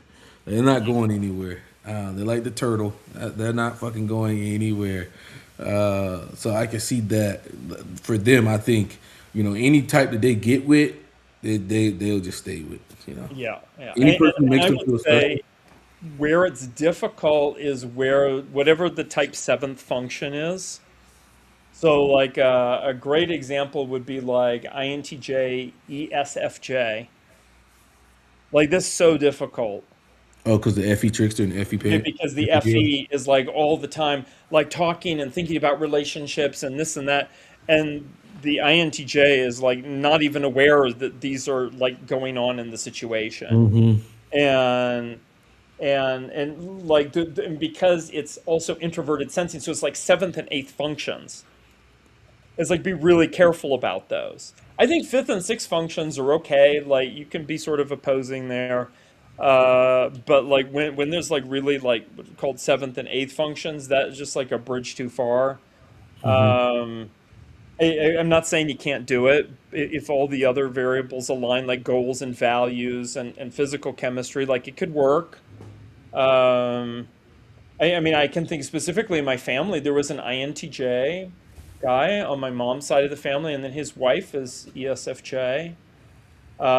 I don't know how they did it, but they're old school. No, I mean they were like silent generation. Yeah, they're like not even boomers. So I don't I think just like tradition, like those are things that held them together. Yeah, I think for me, like you say, like you don't like to debate and stuff. I love debating. I love debating because I think a lot of people walk around with a lot of thoughts that haven't been stress tested, and if you can't stress test your beliefs, then like what are you doing? So I enjoy like debating like all the time. Like I literally debate all the time. So that's one of the things I love. I just absolutely love it.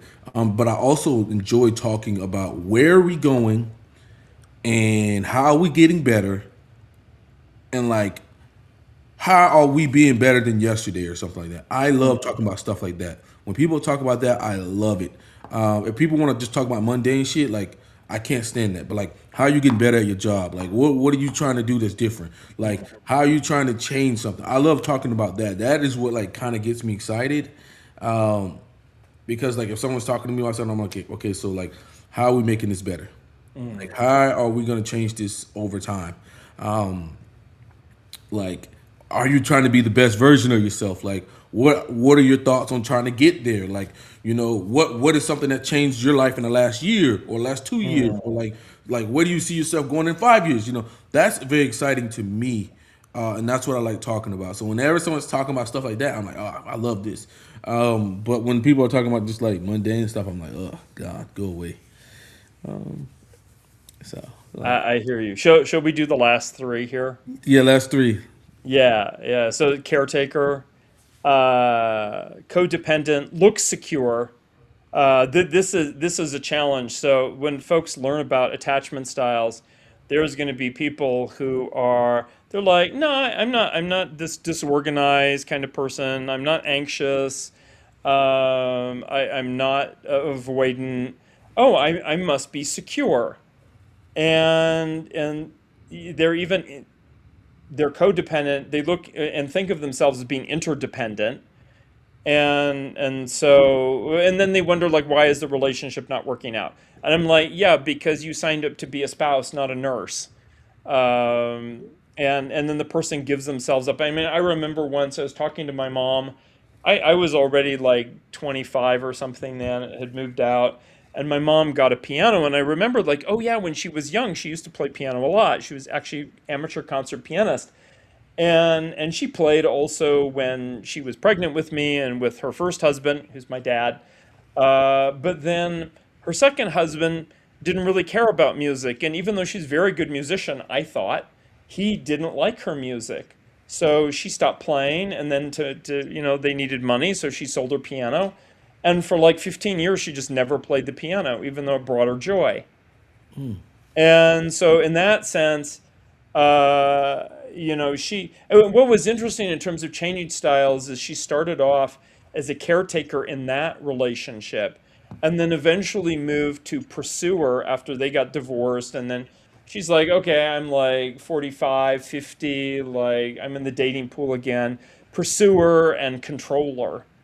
And I'm like, no, those didn't work for you either. Uh, I'm like, I met a couple of her boyfriends, and one of them I was in, and she does a lot. She's like doing cooking, like getting dressed up, like let's do something fun together, all of that. And I would just be like, dude, um, like run, uh, because it's like the underneath, like like the attachment style is going to come out. So the person basically has this message: I need to be useful in order to be loved, which is really tough. So the person is overgiving, they're rescuing, and they find themselves rescuing all the time. I think NFs end up a lot in this situation, male and female NFs, and introvert and extrovert, because they see the potential of the other person. How can I help them grow? I can be a therapist. Don't be a therapist for your partner. Like you can help them out with stuff, but if you want patience, like get a degree and like open a practice to see patients. Like don't do that to your partner, because what you're going to do is you're going to smother them and you're going to end up smothering yourself, and that ruins the relationship. And this is also what I learned in the acting prep for 2 years, every week for 2 years. It's like there is no job. Authenticity, the moment you start doing work, you take on a role, you're trying to do something that destroys the authenticity of the moment. And not saying that you can't help the person. Of course, you want to be helpful, but like come from this place of authenticity. And this was an INFJ saying this, the teacher. And then they neglect themselves. They're always going after that person who needs fixing. The classic is, as we see in movies, there's usually a young woman. She sees some guy who's a bad boy. He gets into trouble at school and this and that, but they have a special chemistry because he's a player and she's a caretaker. And she's thinking, oh, I can reform him. And then there's like then this goes on for years. And some of those things, like maybe you can dress him in different clothes or whatever, but underneath, the person, if that attachment style is really firmly in there, and that's the whole thing, a caretaker is still hanging on to stuff. They're not going to let go of the relationship. It's really hard because they're like, no, I can't leave. Because that person's like, I've literally arranged my life so that I'm dependent upon them.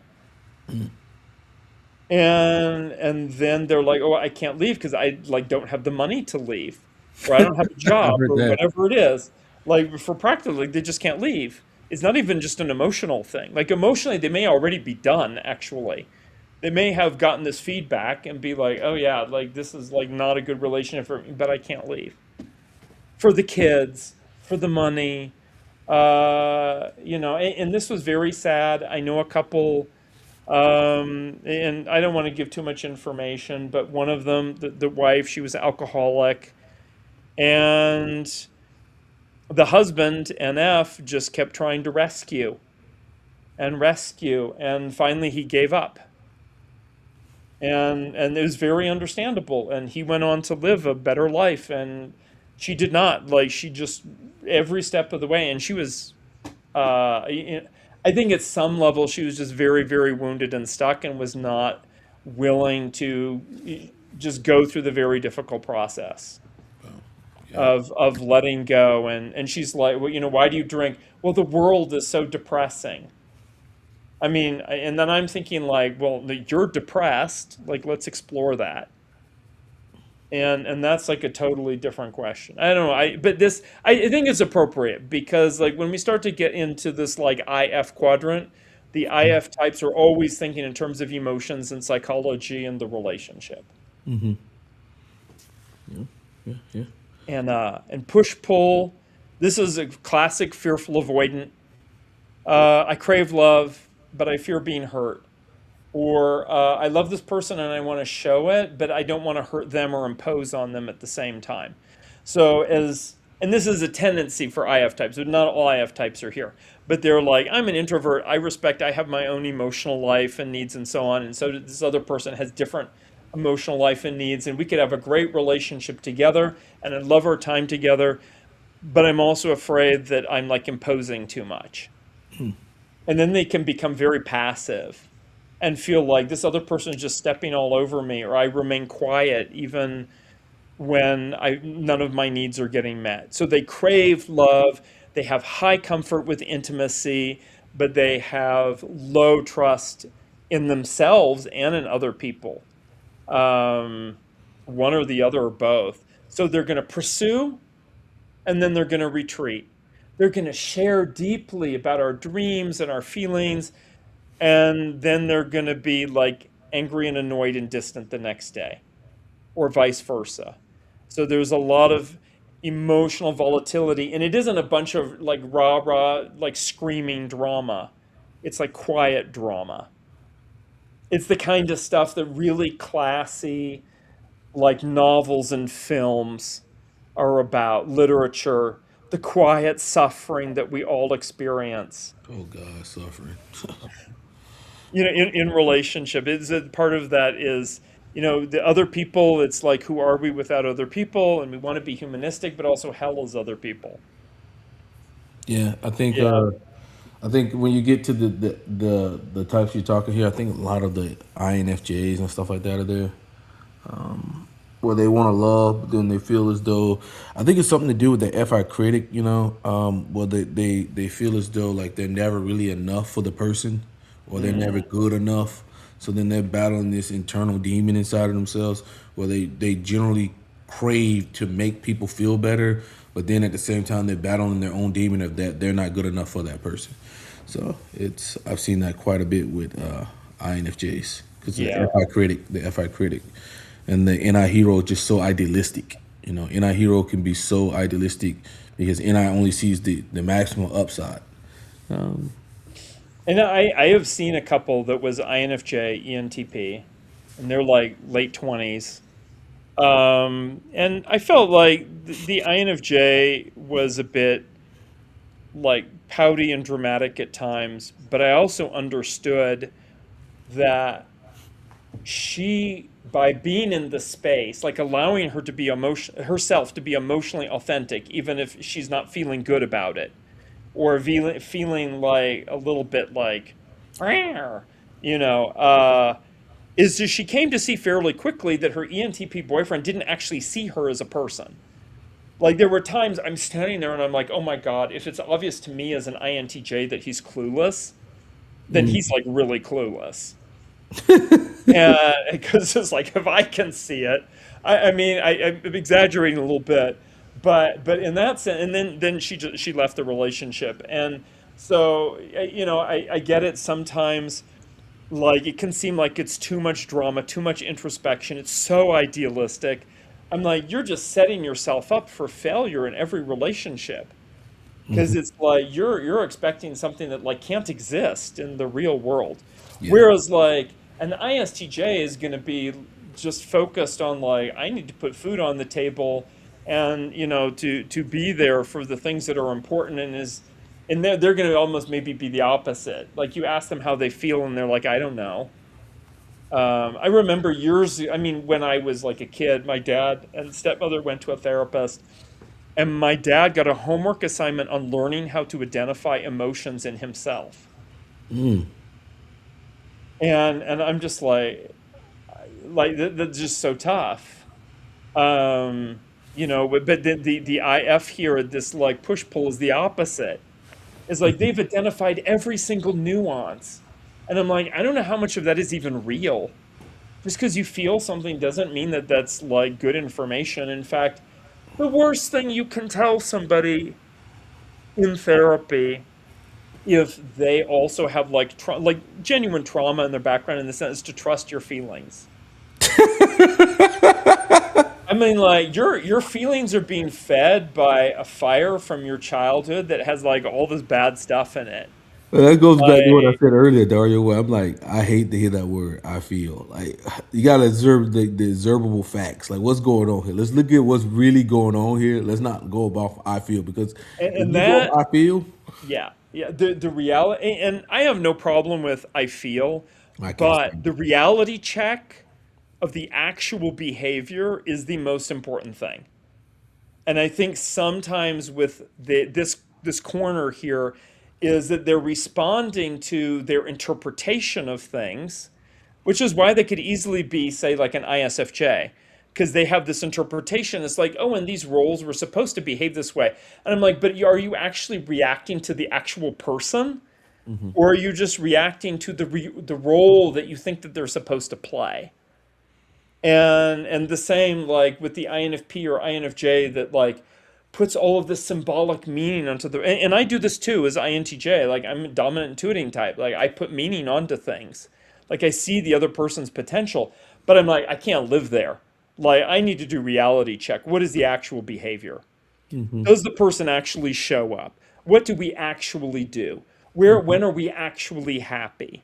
Like, and just to like step back and ask that question. For ISFP, speaking of IF types, so the ISFP has this like love-hate relationship with intuition. So all of the time there's like this little demon on their shoulder that's like whispering little paranoid thoughts to them about the relationship. And they don't even know like if those are real or not.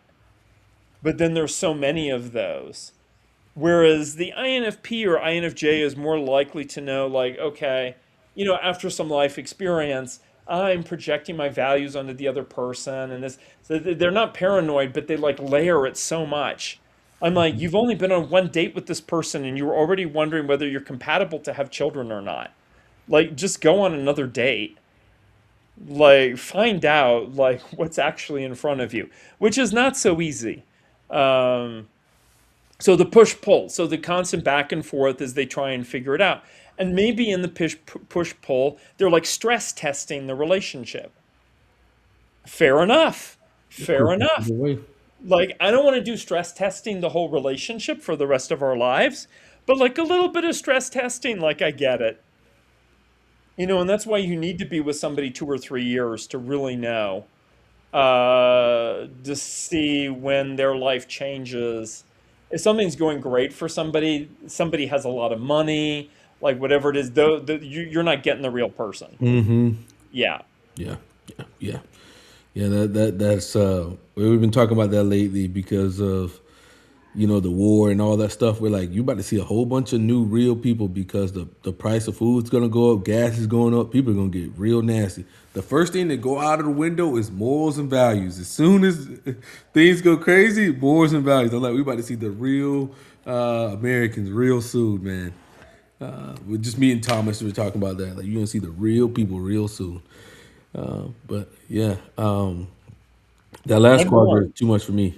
The Yeah. last one is No, I, way I, too. I agree. Now, I do believe that when you see a person under a lot of stress, like at their worst, that is not the real person. That is just the bad side of the person. Like they also have a good side. So I don't buy into that. The bad side is the real side. Like that's unfair. Because all of us have a bad side. Someone said, which type attachment struggles with limerence? I've never heard what Limerence. limerence. Okay. Uh, no, that doesn't mean who struggles with Irish people. Um, I'm like, I don't know anything about it. Maybe Dario can answer that. Which type? you know what? I'm going to do the TI thing. So, limerence is an involuntary state of intense romantic infatuation and emotional obsession with another person.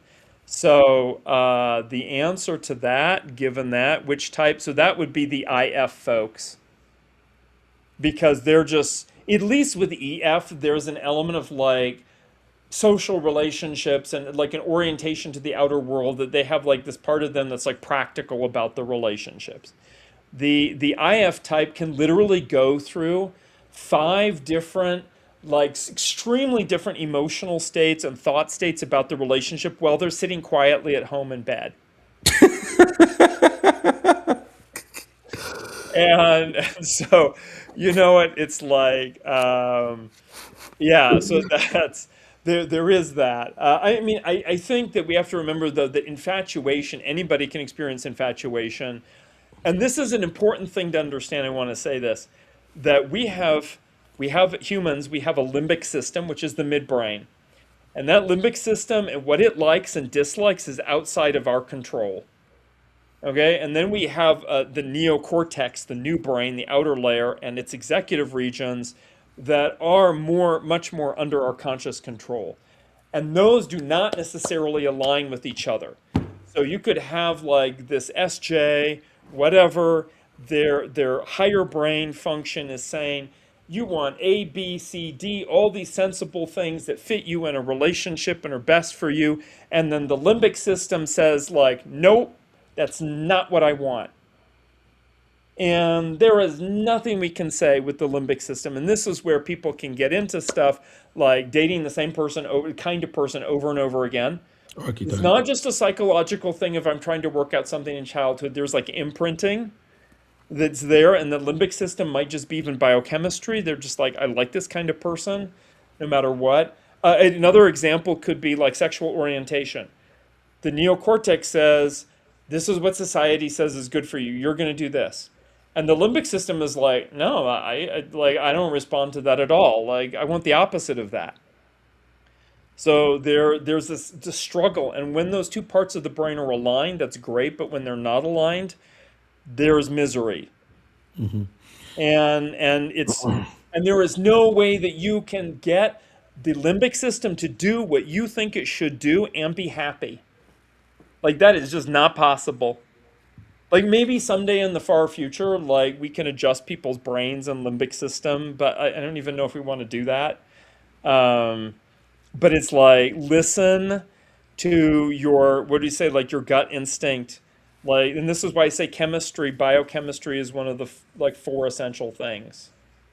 Yeah. Is because that's the limbic thing, and that's not going to go away. Just find the healthiest version you can, like the secure version that you can of whatever it is your limbic system is attracted to. Yeah, so with the limerence, I think looking at it, I would say the FI heroes probably have a stronger limerence, but I do think that the ENFP and the ENTP can do it for short bursts. So they'll make you feel like they're obsessed with a person, and then all of a sudden they're moving on to the next person. So I think that they can have this initial limerence to the person, but then they're on to the next one, right? As soon as that feeling comes, they're gone. But with like the INFP and INFP, they're like trying to move the world to be with that person. So I think that's gonna be how I would see it. Yeah, I think the hardest zone or like issue with push pull, the folks there is, and especially with introverted feeling type, so like INFP, ISFP, is they just literally don't communicate their needs and like what's going on with them. Like they're not going to necessarily say I love you, even though they're feeling types. And if they're also not that expressive, and they're going through all this back and forth internally, and their partner doesn't even know any of these things. And this expectation that their partner can read their mind, uh, that may just be a bridge too far. Yeah. Which is why you can have situations where, say, an INFJ or an ENFJ meet and they fall in love and it's very intense and this and that, and only slowly over time do they realize, like, wow, how different we are. Or INFJ, INFP, or whatever it is. And I absolutely agree. ENFP, ENTP, especially ENFP, can create this like feeling of magical connection in like 30 seconds. But they're just doing rapport building. Like for them, they're just having fun in the moment. And, and that's great. but like don't, right. It's like things have to stand the test of time. Yeah. Yeah. Yeah. Shifting Definitely. tide is the last one, an anxious avoidant. And this is an interesting situation. So, unlike the lone wolf, they want to have a connection and they're willing to do it. They will commit, but it has to be on their terms. And it's similar to the controller on the opposite side of the chart, but they're doing it quietly and passively. So they're just going to let you know that you're doing the right thing on their terms because they show tenderness and closeness. And then if you do the wrong thing, they're going to get cold. It's not outside of their control. Like they know what they're doing. They're just communicating in a much more low key way. Um, and they do have a little bit of the push pull, but they're more independent than that. And when they're not like afraid that people are going to get hurt or whatever it is. They're just like, I think I know what works, and we can have a connection, we can have a great connection, but it needs to be on these terms. Is basically like the IF type or IT type that figured out what works for them, and they're like, oh, I can be safely in a relationship so long as it meets ABC criteria forever, for sure. Forever. Yeah. Yeah. That's all of them, Dario. That is all of them, reminding folks that in the center there is grounded, secure. I like the word grounded because there's this idea of reality. As Isabel Myers said, all of the types have a tendency. She said all of the types, all of the functions are mental, and then Jung called them mental functions, and all of the types live in their head, just in different ways. Um, And so this idea of being grounded is like, what is actually going on? What is our actual behavior? What is the other person's behavior? And even though I love to look ahead and things can change and whatever, I'm like the best predictor of future behavior is past behavior. Credit history. Yeah, and even though, people hate the idea of it, there's relationship credit history. There are red flags. Red flags are real things. And some of those red flags are small, and both of you can find ways to grow out of them, especially if you nip it in the bud or call it out in the beginning. And like be like, I like you, this is great. I notice that there is this one thing here, I'm not comfortable with it. um, I just want, I want to make sure we have respect for each other as we go forward. And then if the person starts playing games, then that's not respect. Yeah. Yeah. Yeah. Yeah. Well, all right, guys, we are done, and we will take some questions. Uh, if you guys got any questions for Dario, I'll try to answer the best if I can. Um, any question, guys? Any questions? If I see someone who's an anxious avoidant, can I call them a suonde and be factually correct? I don't know about that. Maybe Dario can answer that. Jeg vet ikke. Yeah, I don't know. Alexa off. I don't know what that means. It's like it sounds like a Japanese Alexa word. off. Yeah. Yeah, yeah, I don't. Yeah, yeah, I don't Oh, know. right. It's funny. I lived in Japan. I went to Japanese university. I don't know anything about anime or manga. Oh, you don't like manga? I love manga. No, I mean I like the idea of manga. There are some anime things that I do like over the years. I'm just not like a passive media consumption person. Like I just like if I have free time, I'm gonna try and be productive, or just sleep, or do physical activity or something. Yeah. And I just, although I have to say, I have a friend of mine who's an INTP who's an absolute, like, just loves anime and, like, knows, like, hundreds and hundreds of anime shows. Like, his SI has just Mhm. decided this is an area of expertise for him. And he said, you know what? Let me find you an anime show I think you'll like. And he came back like 2 weeks later and he put it on. And I'm like, oh, yeah, you're right. I do like this. Yeah, when I was a kid, like anime really was what changed a lot of things for me because, like, I am an abstract person, so I don't really look to physical for physical people. I look for like an anime character I can attach a symbol to. And like there was an anime character that like taught me like, okay, this is how you become strong. Like you do your own thing, you work in silence, and you just keep going and you keep pushing, and then like you will eventually reach a level, and then everybody else will be like, what the hell happened to this guy, you know? So it was, and his name is Goku. He's like Dragon Ball Z. Hmm. But that's essentially what he does is he's always trying to get better, and he is literally always pushing his limits. So it taught me as a person like, okay, I can do the same thing. So I took that same model and I applied it to myself, and I believe like that person itself is a part of my personality now because of that type of thing. So I like anime because it teaches you like to go outside of yourself instead of like staying inside of the concrete world, to think like anything is possible. Um, Yeah, a number of anime characters have very good character, and in that sense, I do find it funny because anime characters don't actually behave like Japanese people for the most part, like at all, in any way. Like it is such like an introvert proper society where all of it's very like high context. The emotions are very diffuse. Like you read Japanese novels and whatever, and it's like everything is very.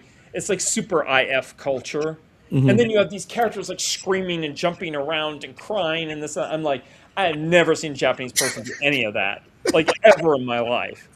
Like I'm sure it happens somewhere, but it is funny. So somebody's asking here. By the way, I do like, and if for folks who are interested in socionics, there is, or like what can we learn and apply to type? There is Quadra, and I don't think I have a copy of that book here. Maybe I don't. But in the teaching tales for the 16 types, the types are organized by the quadra. And I think the quadra have a lot of validity to them. Um, and I can see it, especially as I get older, like, yeah, SFP, NTJ, like, we definitely share the same quadra. Now, there's this question about compatibility for INFJs. My first question would be, how old are you? Or this INFJ? Like, what is the age of this person? Because at age 25, it's very different than at 50. When they're 25, they probably need somebody who shares their extroverted feeling and introverted thinking as like an axis, because they're working on it, and their partner, they want to be able to share something with that. That doesn't mean they have to, but I think that would be really good, which is why INFJ could get along with, say, ENTP, even though they're otherwise pretty different. Um, you can always go to like the immediately adjacent type, like one letter different, two letters different, but then there's challenges with it, like like ENTJ, INTJ. You think like, oh, they're really similar. They can get along pretty well, and they have some differences with each other. I tried, like I just like it's like too similar in many ways, especially as you get older. But I think it's important to always look to see like what is the person working on at that time in their life, and then go look for a good pairing that like complements that. And that's an easy way, even when you're type profiling people. If you're not sure what type somebody is, you don't know what type Mary is. But you see that Mary gets along with Joe and Sharon and whoever. When Mary is with those other people, what functions are they using together? Where do they get along? Where is the bridge? And that's like I have INFJ friends. It's the bridge is super easy. It's like NI. Is like the moment we have conflict is when like the FETE stuff comes up. But like there's a nice bridge there. Now, once we get to midlife, it's a different story because people start really developing other stuff, and their fourth function, especially. And then the fourth function is like, is that going in the same direction or not? And if they're going in totally different directions, all of a sudden that ENTP is like, I'm doing introverted sensing, and the INFJ is like wants to do extroverted sensing. I don't agree with C.S. Joseph on this thing that it's like you keep the two middle functions the same and reverse the outer letters. Yeah, I don't. I think No, I'm like, no, avoid that. Actually, sorry. Like, it's not only not good, like avoid. Um, I have a disagreement when it comes to compatibility because I've noticed from my perspective, people with similar functions, especially like close like TE, like let's say an ENTJ, INTJ, or an INTJ, INTJ, they're perceiving the world the same and they're almost coming to very similar judgments. So it's easy for them to get on the same page, as opposed to like somebody like of a different type. I think a lot of times it's a lot harder for them to get on the same page because you're not even starting with the same information.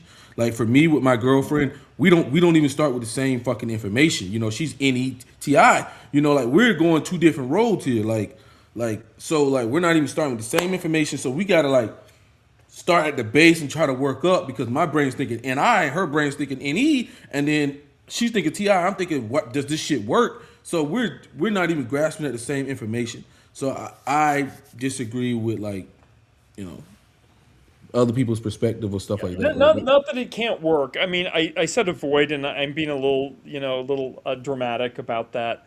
But just as you said, like, be very aware. Not only there's these fundamental differences, but where do you have commonalities, and make sure you build off of those commonalities. I think the best thing about me and her is that we want to solve the problem. Like we want to solve the problem. So we try to figure out where we're going to solve that problem. But I'm more of a dominant subtype and she's more harmonizer. So it works from that perspective. Because if we were too dominant, we both be trying to push our views and then that wouldn't work. So I do think from a perspective, it's it's almost like there's good in every relationship because there's always something that could work and things that could not work. But I generally do think that if someone has similar functions, it's very easy for them to get on the same page very quickly. Hmm. Just like just in general, like Thomas and Zara, like we're always on the same page. Like we don't me, Thomas, Zara, Shelly, we don't need to talk too much. Like we're always on the same fucking page because our functions are very similar. As opposed to like if we brought somebody NE in, then it's like what the fuck, this is too much NE for me, you know. This is too all over the place. So I do think, and I would just fear that in a relationship. My God, I could not imagine all that chaos. Like, because I'm always trying to clean up the chaos. You know, like I got to clean up the chaos, and then they need that. So it's like we kind of like somebody's got to give and take. Somebody's like like somebody's gonna have to stop being themselves. You know. In some things, I think somebody here has a good point. It's like the differences are actually what fuel growth, but are the differences actually manageable? And I would say manageable in the sense that, like, for each of us, we have to ask ourselves, like, is this something I'm willing to take on? My grandmother was always upset my grandfather would not put away his shoes. And I'm just like, but that was something she could live with. Yes, I. And ultimately, it really is about respect, that even if the people don't have, the couple, they don't have a mental model to really understand their differences and similarities precisely, if they have respect for each other.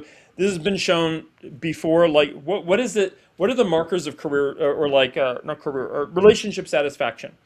Number one is, do not measure things like communication or happiness, because those are not actually good indicators of whether a couple stays together or not. We might think communication is very important, and it does have some importance, but it doesn't actually lead to successful relationships. The number one measure is respect. If two people have respect for each other, they can stay together even if they're very different from each other. The number two thing is, are they satisfied? Satisfied doesn't mean they're happy. Satisfied just means like things are good enough that my needs are being met. And if you have satisfied plus respect, that's great. And if you have the trust and care that's going on, and of course the foundation of any relationship in any environment is trust. Um, that and communication is the kind of thing that can either feed trust and care and respect, by saying things that support it, but it can also sabotage those things. Like if you say stuff that you can't actually deliver in your behavior, then that communication is actually like not good for the relationship. Like, then just focus on what you can actually, what you actually do. Um, so I would say it's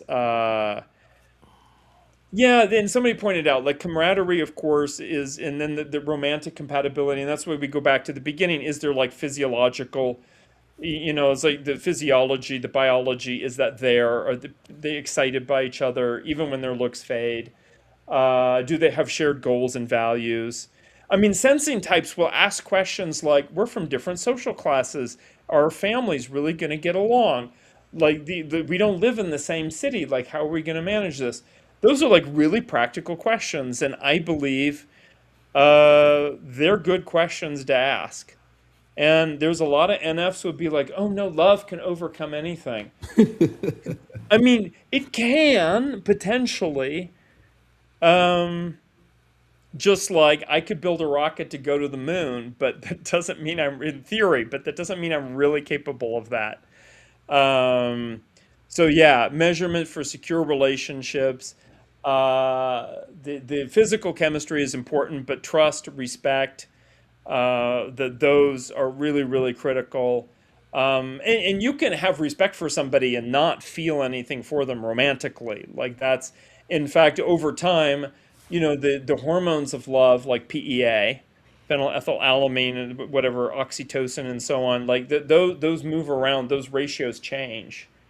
And are you comfortable being with somebody that the relationship is held together by closeness rather than by like fire? Yeah, And that's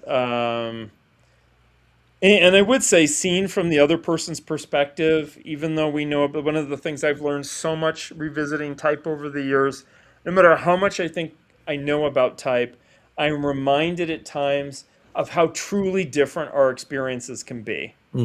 Just as you said, like looking at the same thing. looking at the same thing, you can't even draw the same conclusion because you got different functions pulling. So it becomes unless you have a common ground, like you said, like we both respect each other, and like so we can, and we're both trying to solve an issues. Like I want to solve things, she want to solve things, so we can come together and be like, okay, I'm seeing this, you seeing this. Okay, what's really going on here, and then we can come to our conclusion. But I do think that compatibility is so nuanced that you can't just put everybody into a box. Like I said before, I do think it's very important to know what you can deal with long term and what you cannot deal with. Don't get a Mhm. partner that you can't deal with their stuff in the long term because it's just not gonna work. Don't say, "Well, I can learn to love it." You won't. Okay. I think also like you also got to be cognitive of people's hero functions. If you are stepping on someone's hero function, that is their way of viewing life.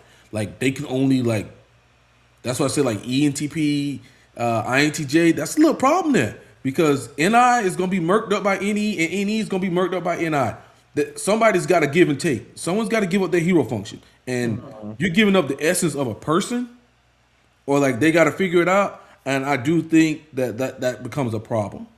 And I do think, generally speaking, men usually adjust to their women, right? Because if the woman's not happy, their guy's most likely not gonna be happy. Okay, guys, just people like look at me crazy when I say that, but I'm like even when a woman is mad at him, even when a man is mad at his woman, if she gets madder at him, he's got to sue for peace, right? Mm. He's just got to take it, because he wants peace of mind because he can't go forward without peace of mind. So I do think like men naturally adjust to their women. So it is what it is. I think we as men we've learned to be more of like Atlas, like take on all these Yes, problems, all this yes. other stuff, be providers, all that stuff. So we don't really look at like our mental health and all this other stuff. So we just naturally doing so much for others. Mm. So that's what I think. Mm.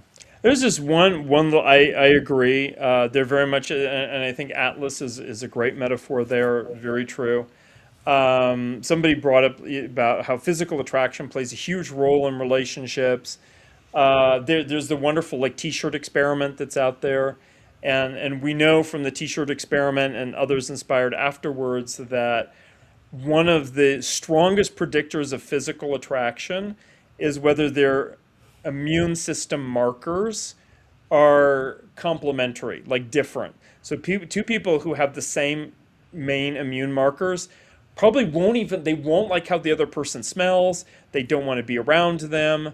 They can only be so close to them physically. Like that is not a recipe for, you know, joyful relationship. Um, on the other hand, if their immune systems are very different, the markers are different, they will be irrationally attracted to each other. And that can last for decades, even as they age otherwise, and even as they have other problems. And that's, and it's easy to, it's like the t shirt test. So literally, like, wear a t shirt for a couple of days. You know, you have your t-shirt or whatever. She has her blouse.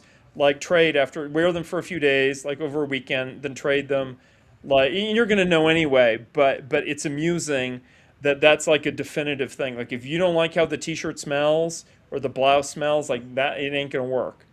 And the trick is because our society is so hygienic. People shower, they wear perfume or cologne. There's such an emphasis on physical appearance that you may not necessarily know these things. And not only that, that birth control, for example, modifies how women smell. Like Mm. how like what they pick Pheromones. up is as like how they're smelling their partner or just then you know when they go off the birth control or even if they're not on birth control but in a different part of their cycle, like all of a sudden their partner is going to smell different to them. I'm like then like what do you even do with that? Like that's yeah, right. It's like people's microbiomes, and it's so funny. We have like this lofty ideals about love, and it's like, it's your microbiome, like your immune system. Like those are still really important things. Like you know, just cover the bases. And you know, I'd say like 3 out of 4 things or 4 out of 5 things got to check off like fully and confidently, or it's like no. Yeah, yeah. And I do like I hate to be pessimistic, but like my thoughts on relationships is like I'm just gonna be honest. I don't think people are meant to be together forever. Because if that was the case, you see more people together forever, right? If I was going to go buy a product and you telling me like the product working was at the rate of a divorce, I would not buy that product. But us as humans, we do that. So you know, I got a hard time with that. You know, like if we were meant to be together forever, our numbers would be higher, and they're not. Mm. Okay, and I do think that we're moving into a society where we're pushing more, especially on the Western type, where we are pushing for ourselves so much. And if you're pushing for yourself so much, you're not pushing for others. Okay. Mm. But that's just my thought process there. I've always thought about that. Like, if we were meant to be together forever, why isn't like our divorce rates like 10%? Okay. It's Mm. like at what, like 50%? Like one and two, and then if you got divorced once, your numbers drastically increase even more and more and more. So I'm like, I don't know about that. Maybe we're meant to do something, create, and then move on with our lives. Mm. Maybe that's what we're supposed to do. I don't know. You know, It, that's it, my it, thought. it is such, as somebody says here, a loaded topic. It's just, we're not one of those species that is clearly one or the other. Like we sit right in the middle of the space. And for some people, they meet the right person and they're together for 50 years. I've met these people and they're happy together. And all of that was great. I've also met people who got divorced after 40 years and they're like, no, we needed to get divorced. Um, it's tough in India. The divorce rate is like 1/2 of 1%. Really? Now, you know, it's because there's social stigma, and I don't know if it's still as low as that. It maybe has Wow. gone up, you know, to a couple percent. But they have a lot of arranged marriages. I hear about that range. People have this idea that you know, and it's like, and being half Italian, I get it because what's the definition of a good Italian couple? Uh, it's a one whose the wife goes to church. Um, you know, in France and in Italy, like not that everybody is okay with having a mistress or a lover, but it's a thing and there are expectations around it. If you're a couple in France and let's say the husband brings in another woman as a mistress, that mistress has culturally prescribed responsibilities. Like she should be doing all the cooking, all the cleaning. Like the wife is like, yeah, if you're going to be entertaining my husband this way, then in taking this role in our lives, then you are a servant in the house. Like, fill your role properly. Very different than, say, culturally in the United States. Yeah. Um, and yeah, and I'm not saying, the divorce rate somewhere, if it's like, 0.5% or 5% or whatever, that doesn't mean all those people are happy. Um, and or that the kids are happy or whatever it is. I think that there's a lot of individualism, especially in America, Yeah. and that what feeds it. I do know in Scandinavia, having lived there, I think it's a little bit more so in Sweden than Norway, but there's very much an attitude that, like, yeah, like divorce is not, I mean, marriage is not supposed to be forever. You're like, no. But then in Norway, it's really weird because the first thing you do on a date is you actually sleep with each other. And then you go for like a coffee, like on your second date, because they want to know. Because like Scandinavians are very pragmatic. They're like, are we compatible in the bedroom? If we're not, like, why go any further? Like anybody can have a coffee together.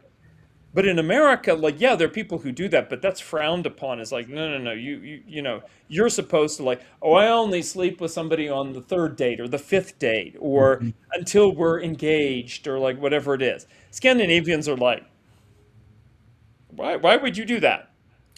Why would you wait so long? Like, you just want to know up front. And if a guy meets a gal and it's, say, at a party or club and they go sleep together, the gal does not have some expectation the next day that the guy is supposed to call her and like take her out to lunch or dinner or whatever. In fact, she might see the guy as being weird and clingy. Ancient. So it's like culture also has something to do with it. Yeah, Norway is the universal donor. Might be time to go to Norway. I mean, this Norwegians will talk about this, and it isn't just a stereotype. Like, it is actually true.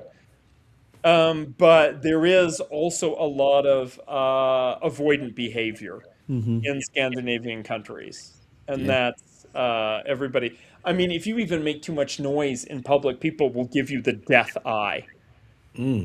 Like, even extroverts will give you the death eye for like making too much noise.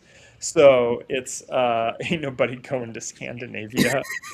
Um, yeah, no, it's funny, and of Uh, course Japan also very different. So I would say, culture has a big impact, and that's why we can't just say, the way your upbringing, your culture, gender, like all of these things play into relationships. People are like, oh, type will give you the magic formula it for won't. your best fit relationship. I mean, there are some things that you definitely want to think twice about. Yeah. Like, if you're INFJ listening, like, and you think you're going to date an ESTJ, like, be careful about that. Like, y'all are very different. Um, and some things can also work in relationships that might not work in the workplace or vice versa. Those are also true. I Yeah. mean, anybody who's worked with an ISFJ in the workplace, like, they're such supportive partners and quiet, and they endure these difficulties, and they do so much for the relationship. I'm like, have you ever worked with an ISFJ in the workplace? Like, no, I steer clear. Because of type, not anything wrong with them. It's just like incompatibility, like type wise. So don't, for those of you wondering, oh, I've met certain types and I've worked with them or they're friends and I don't know how it would be to date them. Don't work off of your past experience and say a workplace. Like, they could be very different in a relationship. Yeah. I'm always gonna say that know what you can handle and know what you can't handle long term, and go from there. And be okay with the results. I think a lot of people just jump into something and say, I'll learn to love it, and it's bullshit. It's just bullshit. And I mean, I think the rate for divorce drops considerably after someone makes over like 200,000. I think it's like 20% if they make over 200,000. So that's a good thing. But generally speaking, my thought process is I don't think people are meant to be together forever. Mm. I think because I do think people go through phases. I think people go through phases. A lot of people go through phases. What they like today is not something they like 10 years from now. And what if you don't go on the roller coaster with them? So That's a number of things. It is what it is. I think that's fair to say it is what it is. And you've hit on something which I feel is so important, and it's know yourself. It is so important. I remember one of my students did her senior project on relationships, and she used temperament, not the full 16 types, but temperament, and including an assessment, like a pencil paper and interviews. And she asked them, every person, about their relationship history. How many relationships have you had? And these are mostly like these are like 18 to 25-year olds. And like how satisfying were those relationships and so on. And yeah, there were some combinations. So like NFs and SJs tend to stay in relationships longer because they're both affiliative Ability. temperaments. SPs and NTs tend to get together really quickly, but they can also separate quickly because they're both pragmatic temperaments and they're like, it's not working, nothing personal. But what was the number one predictor of number of satisfying relationships and the length of those relationships was, as it turned out, and she didn't even plan this in the way she designed the study, but I noticed, I'm like, the way you design the study, by the way, you can pull out this variable. I'm not going to get into that, but you can. And I'm like, it was all based on how well they know themselves. So know yourself is like the number one thing, which goes back to like, oh, I'm dating somebody or I'm with like a partner, like, wouldn't it be good if we both knew type? And I really do appreciate, for example, there are a lot of like people who get married in a church. There are a lot of churches in the US that require like pre-marriage counseling, and they use type. They might you also use the Enneagram or something else, but they oftentimes they use type. And just like be aware, like you and your partner are very different. Like before you get married and make this big commitment, is this really like know yourself? I think if we had a little bit more of that, that would be really great. Because Yeah. otherwise people just see like their roles and their attraction and their values, and I met somebody, and then they discovered the real person like 4 or 5 years down the road. I would be hesitant with type as well, because trying to get your partner to learn type also like it becomes so subjective a lot of times, and it could be like what the person sees their type as or what you see their type as, and like you could start doing things to your partner that isn't even for them. So you do run the risk of doing that instead of just actually paying attention to your actual partner and actually noticing their needs and wants instead of saying, "Oh, well, I think she's an INFP, so then I'm gonna do X, Y, and Z." And the truth is, she's an INTJ. Now you done fucked up your relationship. So it's like you got to be very careful with that stuff, you know. Yeah. That's why You it's better to have a third person that does like does this in a container in a space. It's like, oh, we have like a pre-marriage meeting and like both of you take a type assessment and this is what, and they do verification with each person separately, or maybe like a 360. And I would say if you're not sure what type somebody is, and you're not gonna, and they're not interested in learning type, which I understand, I mean, I sort of understand. It's a huge I'm investment. like, just try for a while as an experiment, treating them as if they're a certain type and see how they respond. So if you're wondering if somebody is, say, INFJ or INTJ, which can look similar at times, lay on the extroverted thinking. How does that go? Lay on the extroverted feeling. How does that go if you're able to do that? Look at their friends, like what resonates for them. If you treat them as if they're a certain type and that doesn't evoke a good response, then they're not that type. Yeah, yeah. I would say if you think somebody is a certain type and you want to find out if they're that certain type, challenge the hero function and you will see them lose their fucking mind. Okay, if you challenge a INTJ or INFJ's vision, they want nothing to do with you. They're gonna get rid of you. I'm letting you know that now. They are going to get Yes, rid of you. absolutely, absolutely. If a person comes between INFJ or INTJ and their vision, we will literally get rid of you. Yeah. Yes. The hero doesn't play around. Like it's not like that's why I say like people got to be very careful. Like the hero is not playing around because it's the essence of the person. I've made a joke theory that it's the piece of us that's from God, and we cherish it. Like it is so important Mm. to us, And yeah, like they're not playing around. So if you think someone's a certain type, challenge the hero function and see what happens. Okay, because you're gonna get a violent response because yeah, that's not good. It's not good. Yeah, no, it's so true. And the second function tends to be much more accommodating. Like it's confident enough, but it's not the hero. And it's like, yeah, I'll flex if I need to flex with this. The third function can look like it works really well until it doesn't. And then the person is all like anxious about it, and that's where I mean that's where people get neurotic often is in their third function. And the fourth function, a person can fake it for like a little bit, Put on a good front. put on a good front. I know an INTJ who has developed good taste in clothes, and he could probably pass visually for an SP, but he's not an SP. Yeah, Like, you gotta have be around yeah, him. just not. Like, you're gonna find out sooner or later. And then he's like, I don't understand. Like, why don't gals like me and whatever? Because I'm like, you're weird. Like, I'm sort of weird, but I also like I don't know, like I'm enculturated a little bit more, and I'm like I know there's certain things I don't need to share immediately or at all, and I'm just like you do too much sharing up front. Yeah, You're just like I can too much. tell. Yeah. My buddy, well, goes on a date. And he talks about Nietzsche on the first date. Like, bro, no one's never calling you again. The woman's never calling you again. You go on a Yeah. first date, you talk about Nietzsche or any of those guys, bro. They're never calling you again. I know you like them, but most of the world don't. Okay, Yeah. just so like I think that can happen a lot of time for intuitives a lot. I would say this, if somebody really, especially intuiting types, if there's something that's really an interest that you really value, ask yourself how you can translate that into a real life action.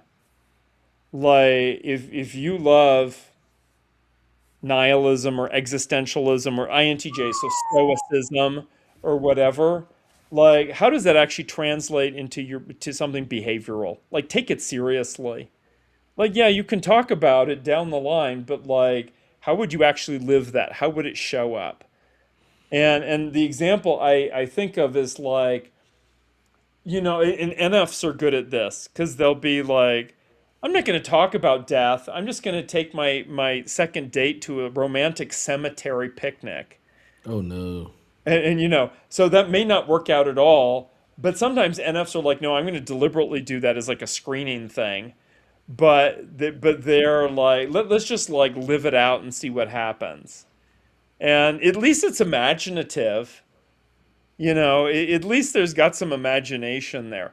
Whereas, what happens with NTs is sometimes they're just in their head and they're just talking, and I'm like, you don't even see the person in front of you. Don't. Yep. You don't like you could be talking. They could leave and be swapped out with someone new, and that wouldn't have any change. At least the NF is like interacting with the person in front of them as best they can. And so that's what I would say with NTs. Like, think all the time, how is this person in front of me special? Because if you could just talk to them like you would talk to anybody, then they're nobody. Yeah. Yeah. Me and my buddy, he's an ENTP, and we used to go out a lot a couple years ago, and he would say like, there's a difference between NE and NI, and he's like, when two NI people start talking together, they square themselves up and they're focused on just each other. And he says like that weirds him the fuck out because when he's talking to somebody, he's always like giving them an out because NE always needs an out, so he gives them an out. Like, so he'll maybe talk to him over his shoulder or he'll stand sideways or something because he's giving them an exit. But he's like, you see two, and he used to get on me. He's like, Mercer, you get and you square up, and like you are with that person, and y'all are in your own little world, and like everything around y'all doesn't exist. And so it's kind of funny to see like the difference between NI and NE. Like NE is like giving you options, giving you escapes. NI is like this is what I want, and this is right in front of me, and everything else doesn't matter. Yeah, and I've seen this even with an ENFJ, and I know he was ENFJ, and he literally physically trapped three other people in a corner and they like couldn't leave, and he was just focused on some political topic, which was completely inappropriate for the occasion. But he was very passionate about, and there was no physical, and I just felt for them, especially I could see the ISFJ there was like in this frozen state of like, how do I get out of this? Like I can't, they couldn't even physically move out of the space. Yeah, I learned, especially with NPs, just jump around with different topics. Like just like feel free to like flow, because if something is really interesting, we're gonna come back around to it anyway. Like just trust the process. Like I don't need to. Finisher. Trust me. I don't need to like finish the topic. And I know I would do that when I was younger. I'm like, no, we started the topic. We have to finish it. Like there are points to be made. And now I'm just like, no, I don't need to do that. Like if this is a real relationship and this is important, we're gonna get back around to it anyway. Yeah, yeah, I've learned that too, Dario. Like, just let it go. You know, like we were talking about before. Just like, just take away the need for certainty and the need for a result. And then once you do that, you're gonna be doing so much better because you're just trying to like push things your way, and it just doesn't work the way. And it can also be like what you were talking about earlier, like the controller. You can almost be in that controller type thing because you need certainty so much, you need results. So you can also be in the controller, and that's kind of anti-seductive. Yeah, That brings up something really important, and I would say for any kind of dating situation, let go of expectations. You can have boundaries and you can have standards, but let go of expectations. And that because that ruins it for so many people. They expect that this date is going to go a certain way, or person is supposed to behave a certain way, or whatever it is, and then that doesn't happen. And I'm like, you can have boundaries and standards and still be completely open to whatever comes up. yeah, And I have seen perceiving types incredibly frustrated. They're like, I'm trying to actually have an enjoyable time with this other person, and it's like going to play tennis with somebody who doesn't know how to play tennis. And unless you're going to be in a teacher role, it's like, what are we doing? So I would say that on the one hand, standards, boundaries. On the other hand, be let go of expectations, and then also be vulnerable. And then that vulnerability is balanced by having some boundaries again and standards. yeah. And those help a lot. Um, Let go of expectations and deodorant is the someone's comment. Yeah. Yeah, don't put your expectations on other people. Like that's so tough. Like it's not. There's plenty of time for that anyway. But I would say, there's just, and that's true of all of life. It's like if the weather report yesterday said today was supposed to be sunny and it turned out rainy. Like even if you had something amazing planned, like a picnic or whatever, just roll with it. Like you can't do anything about it anyway. Progression mindset. Yeah, like just roll with it. And I mean, this happened once. Like, I came back. We'd gone to this comedy thing. I'm like, I don't know, 30, 35 years old. I was a person who drove. My car was towed. Did I have a hissy fit about it? No. I'm just like, ugh, probably is going to be like $200, whatever it is. It's a hassle. But you know what? I made a call, made sure I know where my car is. And the rest of it, I'm like, the night is not over. Like, we can walk somewhere and have fun, and then we'll just go pick up the car at the end of the night.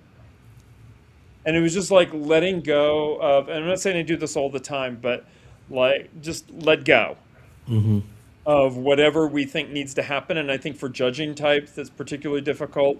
For perceiving types, there are times when it's like you need to actually step up because part of respect is responsibility. Like show up. If you don't show up, that means you really don't respect that other person. I think a lot of, especially EP types, they're like, oh, I get so much done and I'm so successful as this very flexible, adaptable person. And I'm like, do you know how much all the people around you are picking up your slack Yeah, they're and don't even say anything? yeah, Like that, just so there's like lessons for both, like all types. But I would say like letting go of expectations is a big thing. Raising your standards, not like a bunch of pet peeves, like gals, like he doesn't need to be 6'2" or above unless that's like super important for you for some reason. Uh, you know, That's I a big mean, thing right maybe for now. someone it is, but I'm not going to speak for somebody else. But like, you might be surprised at what you discover when you let go of expectations. Yeah, Yeah, yeah, yeah. yeah, Well, all right, guys, it's been an absolute pleasure to have Dario on. I know Dario's got stuff to do. It's been a pleasure. We answered a lot of questions here. Dario, any last notes where people can find you or any of your new books or things of that nature? yeah. So if somebody goes Googling for attachment styles in my name, they're not going to find very much. Because relationship stuff is things I've worked on for a while, but I haven't published anything on it. But there are some web resources around this, and people can see this slide here. There's more. You can put on here like what the Website. what like a good, yeah, like link is on the internet for people to see it. Of course, there's always the books out there. I encourage people to go to Amazon, like type in my name. I have a new app at studio.com. Apparently, I'm a B-level celebrity of some kind, so they invited me. And it's actually really PE. cool. They're apps, and this is for body mind practice, and the apps are completely adaptive and like personalized to you. And that it uses AI not as like a chat bot, but as a way to take in what your preferences are and what changes as you go along, what you like, you don't like. Maybe you like breath work, but you don't want to do yoga. Or, but well, no, but you could do chair yoga. Like, just tell it that. And it will like draw on resources and like create like 10-minute sessions for you. Oh, you can't do 10 minutes. Oh, well, then we'll do 6-minute ones. So it's really cool. Encourage people to go to studio.com, type in my name. Um, I don't think it's a social component. I think it's just an activity. Breath work, yoga, basically mindfulness. and their Studio is yeah, not there's mindfulness. and body mind, which means there's a mind part. So there are podcasts, like there's a whole bunch of podcasts with it, short ones, anywhere from like 3 minutes to 20 minutes. And they're even full 1 hour yoga sessions for people who want to do that, and then other people who don't. As in terms of community, um, no, I guess you got to show up at one of my Jung for Life workshops, or go to a personality hacker event or something like that. Young Yeah. for life. I think he does it what once a year. Yeah, but well, I do several of them, but they tend to be bunched up. So like originally I thought, oh, I'm going to do a bunch this year, and then I'm just like, no, I'm way too busy. So this fall it's going to be New York City again, Syracuse, Charleston, Austin, San Francisco, No and maybe Florida. Chicago again. No Florida, man. Dario never comes to Florida, man. No, not this time around. It's I have connections in these different places, so Yeah, yeah, makes the logistics a lot easier. yeah. Yeah, Little fi there, little fi to those areas, you yeah, a know. little bit. Yes. Yeah, Yeah, yeah. So guys, please check out Dario's studio. He's also has Udemy courses as well. Like if that's you're like right. new to type, he does have Udemy courses over there. That's like from stage 1 to stage 4. Yeah, there are 4 different courses. They're not that expensive. They're 15 hours of video and all these resources to go from like I don't know anything about type to like coaching and counseling stuff. Like, yeah, just go to udemy.com and type in my name, you'll find me, and there's a whole bunch of great courses there. Yeah, yeah. Yeah. They said to do a part 2. I mean, I think if we all got together, we could talk about uh, our thoughts on compatibility. But I think we all have different working theories, and I think there's some truth to a little bit of everyone's compatibility um, theory. Working theory. Yeah. But I do think humans are so nuanced; it's very hard to just nail them down. And I think everybody is always looking for a perfect answer, and there's no perfect answer. That's Like, right. like we were talking about how important, and I do think I do kind of agree with Dario a little bit. Like subtype may be important too, because like my girl is harmonizing, I'm dominant. That works for us, even though we're both two NTs. So like you have to look at so many different moving parts. And like I told my girlfriend, like 5 years ago, 6, 7 years ago, maybe she wasn't a person for me. But at the stage that I am now and the work I've done, now, I am more into that space. So it's also important to look at the phases of someone's at in their life, and what do you want long term, and things of like that nature. The values, all that type of stuff. Looks are important too. Like don't let that shit fool you. That's bullshit. When people say looks don't matter, it does matter. I mean, it is always a compliment to think at my age that like somebody in their late 20s or early 30s. I mean, I get this a lot, is interested in me, and I'm like, you realize I could be your dad. Like I just look young for my age. Like no, I could be. By the way, the person who talked about coming to Florida, I will actually be most likely in Florida with Personality Hacker in mid-November. So that Oh should wow. be November 16th to 22nd I might. in Orlando, Florida. Oh, that's real close to me. It's real Yeah. close. It's like an hour and something away. Yeah. So I will, I don't know what they have planned or whatever. I tend to do, I don't know, things. We'll see.